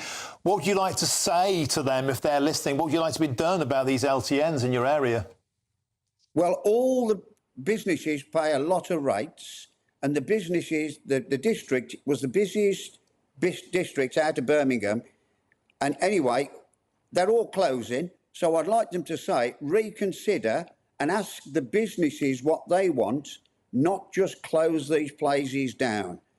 It will be absolutely terrible for all the businesses. You've got businesses wanting to move out. I had one phone me last week. I went to see him. He's got a shop in York Road. Can't deliver anything. He does electrical repairs. Can't carry televisions or anything to his shop. There's nowhere to park. They have to walk miles to it. They haven't got an ounce of common sense. You've got people, it hasn't even increased the footfall or the cycling. There's no increase in cycling or footfall. It's just a matter of people thinking that they can do-gooders. Consultation, that's all we want. And the bids in King's Heath, we've got councillors sitting who's putting this forward, the plan forward, sitting on the bids committee, and they won't have a vote or a consultation with any of the businesses. I was refused entry to the business improvement districts, and I'm a partner with my son in Johnston's Butchers, Kingsheath. A partner, he said, no, you're not allowed to come in. I was refused by the chairman. I am still waiting for some answer why I was refused. When my son on the phone at the other end said to the chairman of the bids, my dad is a partner in the business, I was also carrying 2 proxy votes, and anybody can carry proxy votes in there. So, you know, and I was disallowed. So should I pay the business improvement district? OK, Stan Hems, we have to leave it there. £6,000 a week. Stan Hems claims he is losing an astonishing impact on a small business. Of course, the beating heart of Britain. Now, regarding the LTN in Kingsheath, Birmingham City Council have given us this statement. While there has been local support for this scheme, it is recognised that there have been issues with larger vehicles needing to reverse along sections of these residential streets. A proposed new arrangement of one-way streets and diagonal modal filters would continue to ensure that through traffic is unable to cut through this area while enabling access to all properties without the need to turn around or reverse. I hope you made sense of that. Well, there's plenty more to bring you in just a moment, but first, there's a new way to get in touch with us here at GB News, and here's Bev Turner with all the details. We are proud to be GB News, the People's Channel, and as you know, we always love to hear your views. Now, there's a new way of getting in touch with us at gbnews.com/your say. By commenting, you can be part of a live conversation and join our GB News community. You can even talk to me, Bev Turner, or any of the members of the GB News family. Simply go to gbnews.com/your say. The latest GB News travel. Good afternoon, I'm Johnny Ratner with the latest. Long queues heading north up the M6 through the West Midlands. The outside lane is coned off just after Spaghetti Junction 6 as you head towards Birmingham, where a lorry's broken down. And on the Hertfordshire stretch of the M25, the outside lane remains closed anti-clockwise at junction 25 at the A10. They're recovering an accident involving a van and a car. On the Surrey stretch further round, one lane said to be closed clockwise from junction 12 to 13 in the M3 and Staines for emergency repairs. Very slow down the M23 near Crawley from junction 10A to 11, where the middle lane is blocked off where a vehicle is having its tyre changed. On the M4 westbound, the 2 inside lanes are closed just by the Bath exit junction 18, where a van's on fire. Many operators affected by the strike this week. Best to check before you travel. That's the latest. You can stay up to date throughout the day by visiting our website, gbnews.com. GB News Breakfast, every day from 6 a.m. I don't think you can go and watch a Shakespeare play unless you already know it. It's almost like you have to understand the story and the characters, and perhaps have even done a bit of reading into it. Because if you went completely blind, especially in today's world where we don't speak in that kind of way, it is, I think, probably a bit alienating. But Dawn is saying it is alienating at the moment because of the lack of representation. You know what, the actual phrasing they use, right, OK, the disproportionate representation propagated white, able-bodied, heterosexual, cisgender male narratives.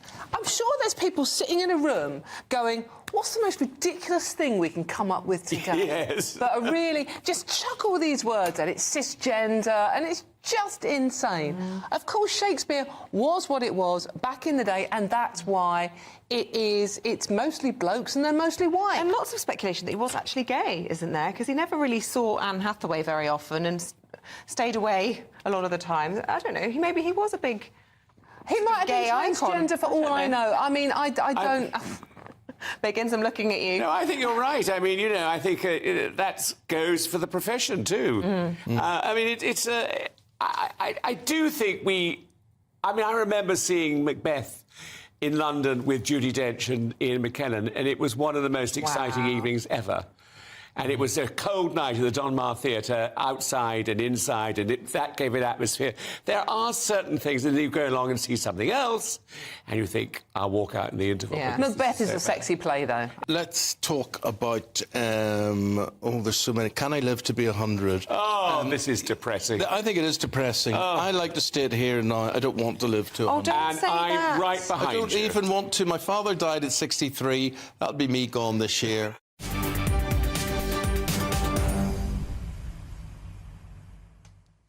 Welcome back. The time is 5:42. I'm Martin Daubney and this is GB News. Pro-Palestinian protesters disrupted a remembrance march to honour the victims of Nazi atrocities at the site of the Auschwitz concentration camp. Demonstrators chanted slogans and displayed Palestinian banners and flags reading "Stop Genocide." And some even wore yellow badges in the shape of stars, which appeared to resemble those that the Nazi authorities forced Jews to wear shortly after the German invasion of Poland in 1939. An astonishing story. And now we can speak with the chief executive of the Campaign Against Anti-Semitism, Gideon Falter. Gideon, welcome to the show. I cannot imagine how appalling this must be as a Jewish person. Where do you begin? What do you say to this? I mean, Martin, you're absolutely right. I mean, we are still in living memory of the Holocaust, and there would have been, and there were, Holocaust survivors on that march. The March of the Living is something that takes place every year on Yom HaShoah, which is a Holocaust Memorial Day marked by Jews around the world. And on that march, you simply walk through the death camp, through Auschwitz, and you say defiantly, we are still alive.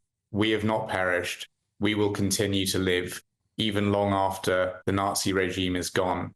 And you remember what took place on that site where so many people were killed as part of the Nazi extermination of over 6 million Jewish men, women and children, and many others.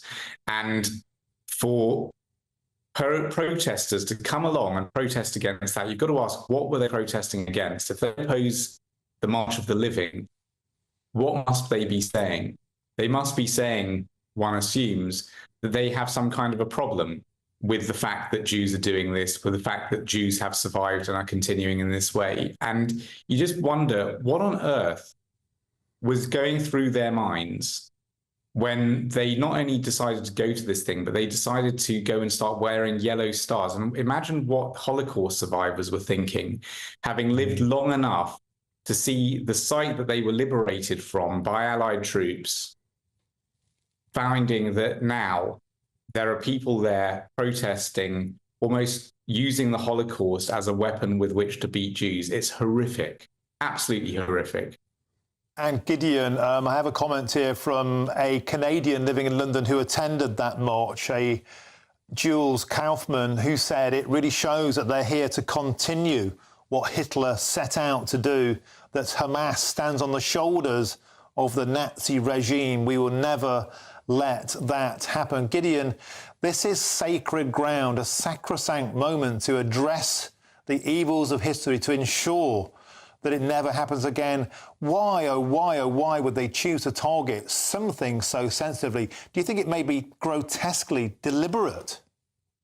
I mean, it can only be deliberate. You don't go to Auschwitz for any other reason than that it was Auschwitz. It was the site of this death camp.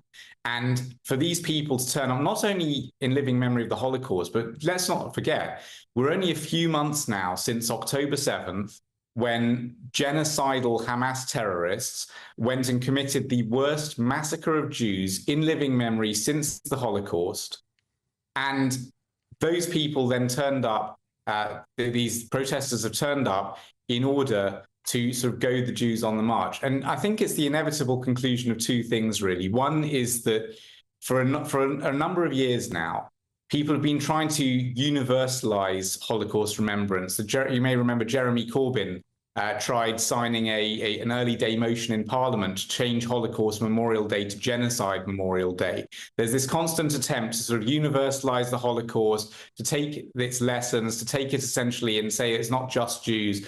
But the Holocaust was very much about the obliteration and the annihilation of the Jewish people. So that's one thing. The other thing that's happening, of course, is this very deliberate attempt by people in pro-Palestinian circles to try to say that Jews are in fact the successors of the Nazis, that the Israelis are the new Nazis, that Israel is committing some kind of a genocide. All of this language is very deliberate. It's designed to invert the lessons of the Holocaust. And so when we say as a society, the big lesson from the Holocaust was never again, how can we say that we are learning that lesson when we have not only allowed this sort of universalization of the Holocaust, when we've not only allowed Israel to be equated with Nazis, but we now actually have people in the grounds of Auschwitz protesting against the March of the Living as Holocaust survivors march to remember what happened there. It's horrendous.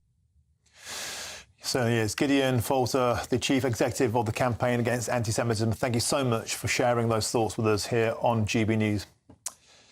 Now, don't go anywhere, because up next we'll be discussing how the King's full programme means you won't be able to see Prince Harry, who's now on his visit to the UK. I'm Martin Daubney on GB News, Britain's news channel. Hello again, here's your latest GB News weather from the Met Office. Whilst there will be a bit of rain, particularly across northwestern Scotland this week, for many it's looking largely dry. That's because we have high pressure currently to the southwest of us, but this is going to build and dominate the weather across the UK as we go through this week. That being said, there are a few showers around at the moment. Most of those will ease as we go through the end of the day, taking us into a pretty dry night. There will be some clear skies developing, allowing for a few mist and fog patches to develop, both inland where we get the clear skies and also around some more coastal parts too. But temperatures aren't going to drop a huge amount, most places staying in low double figures or perhaps high single figures in some areas. As we go through Wednesday itself then, a bit of rain then pushing into parts of northwestern Scotland, perhaps fringing the far northwest of Northern Ireland too. Otherwise, staying dry apart from one or two showers around, and we are going to see some decent bright sunny weather too. It may not be wall-to-wall blue skies, but most of us will see some sunshine at times. Temperatures in the sunshine are going to rise quite nicely, many places getting into the high teens or even low 20s Celsius. As we look ahead to Thursday, and it's a similar day, perhaps a little bit more rain across more central northern parts of Scotland, but elsewhere across England, Wales and Northern Ireland, plenty of fine, bright weather to be had and still some warm sunshine. More warm sunshine to come as we go through Friday and into the weekend. By Saturday, temperatures likely to be in the low to mid-20s. See you later. Are the newspapers getting you down? My wife didn't divorce me that month. Struggling to separate the wheat from the chaff? I know that it's a bit of a circus at the best of times. Well, don't worry, Headliners has got you covered. We'll take the burden of reading the day's news, and if we get depressed, who cares? It's an occupational hazard, frankly. That's Headliners on GB News from 11 p.m. till midnight, and the following morning, 5 till 6 a.m. on GB News, the comedy channel. Nah, just kidding. Britain's news channel. We're GB News, and we come from a proud tradition of British journalism. That's why I'm so excited to be here. It's something so new. The first news channel to be launched in Britain in over 30 years. Launched to represent the views of the British people. To go where other broadcasters refuse to go. How did you find out about the story in the first place? Launched with one aim. To be the fearless champion of Britain. It's an absolutely fantastic atmosphere here. This is GB News. The People's Channel. GB News, Britain's news channel. Monday to Thursday nights on GB News with Dubes and Co from 6, followed by Farage at 7. At 8, Sir Jacob Rees-Mogg addresses the state of the nation. And at 9, join Patrick Christie's Tonight, followed by Headliners at 11. Only on GB News, Britain's news channel. I'm Stephen Dixon, and thanks for joining us on GB News, Britain's news channel.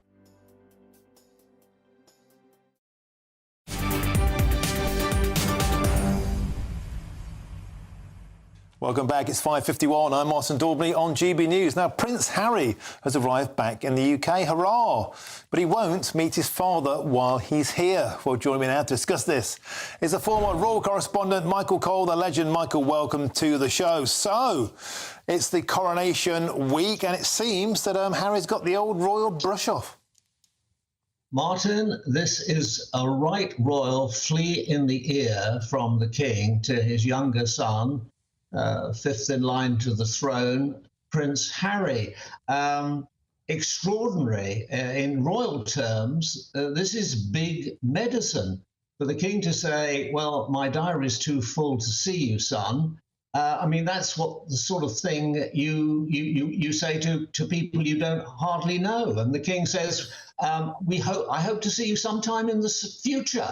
Well, that's what you say to people you meet on holiday you never want to see again. You say, I'll see you sometime. But that's what's happened. But in this world, Martin, words have consequences. And the things that Prince Harry and his lovely wife Meghan have been saying over the years have gone home, not just with the King, but with Queen Camilla and Kate, Princess of Wales, who is battling her own cancer very, very bravely. And it will come as no surprise that the popularity of Harry and Meghan has dropped this week. Is this full diary excuse the genuine thing, or is it simply just doesn't want anything to do with it? It's too difficult? Well, I think the king is busy. He was seeing the Prime Minister of Fiji today, wasn't he? He'll be seeing the Prime Minister tomorrow, and he's having a garden party. But my goodness, this son, and there we see him in all his glory, has flown 5,000 miles for this service at St Paul's Cathedral tomorrow. The two men will be 3.3 miles apart. I would have imagined in a normal family, father and son, having not seen each other since February, would get together. But we have to accept what's come out of Buckingham Palace, that the King's diary is too full. Well, I'm quite sure it is pretty full. But I think Prince Harry will have got the message. He was never the sharpest sword in the household cavalry, but even he will get the message that he's got the brush off. And a lot of people will say about time too, and rightly so. Well, Michael Cole, you certainly don't seem to be crying into your royal cup of tea this evening. It's always a pleasure to have you on the show. A delight as ever. Now, I've got time for one quick email before we go. You'll say Mike says this on the topic of 21,700 missing migrants. Mike says this: why aren't the people at the Home Office responsible for apparently losing migrants being sacked? And GBNews viewer here says we must change the law that grants the right to remain if you go undetected in the UK for over 4 years. It is a massive loophole. OK, thanks for all those comments. Keep them coming in throughout the show because, of course, they do get read out. I've read out a bunch today. And that's all from me for now. I'll be back at 3 o'clock tomorrow, but Jubilee and Co is up next. Of course, that runs 6 till 7. And don't forget to join us from 6 a.m. tomorrow morning. It's breakfast with Eamon and Isabel, followed by Britain's Newsroom at 9:30. Of course, with Andrew and Bev. And then it's all the drama with PMQs. That's Gloria Di Piero and Tom Harwood tomorrow. Then, live at midday, Tom Harwood and Emily with Good Afternoon Britain. Of course, My Mush will be back on your screens at 3 p.m. tomorrow. Well, I'm Martin Daubney, and this has been GB News. Thanks for your company. It's always a delight. Have a fantastic evening. Now it's your weather, and it's Alex Burkill.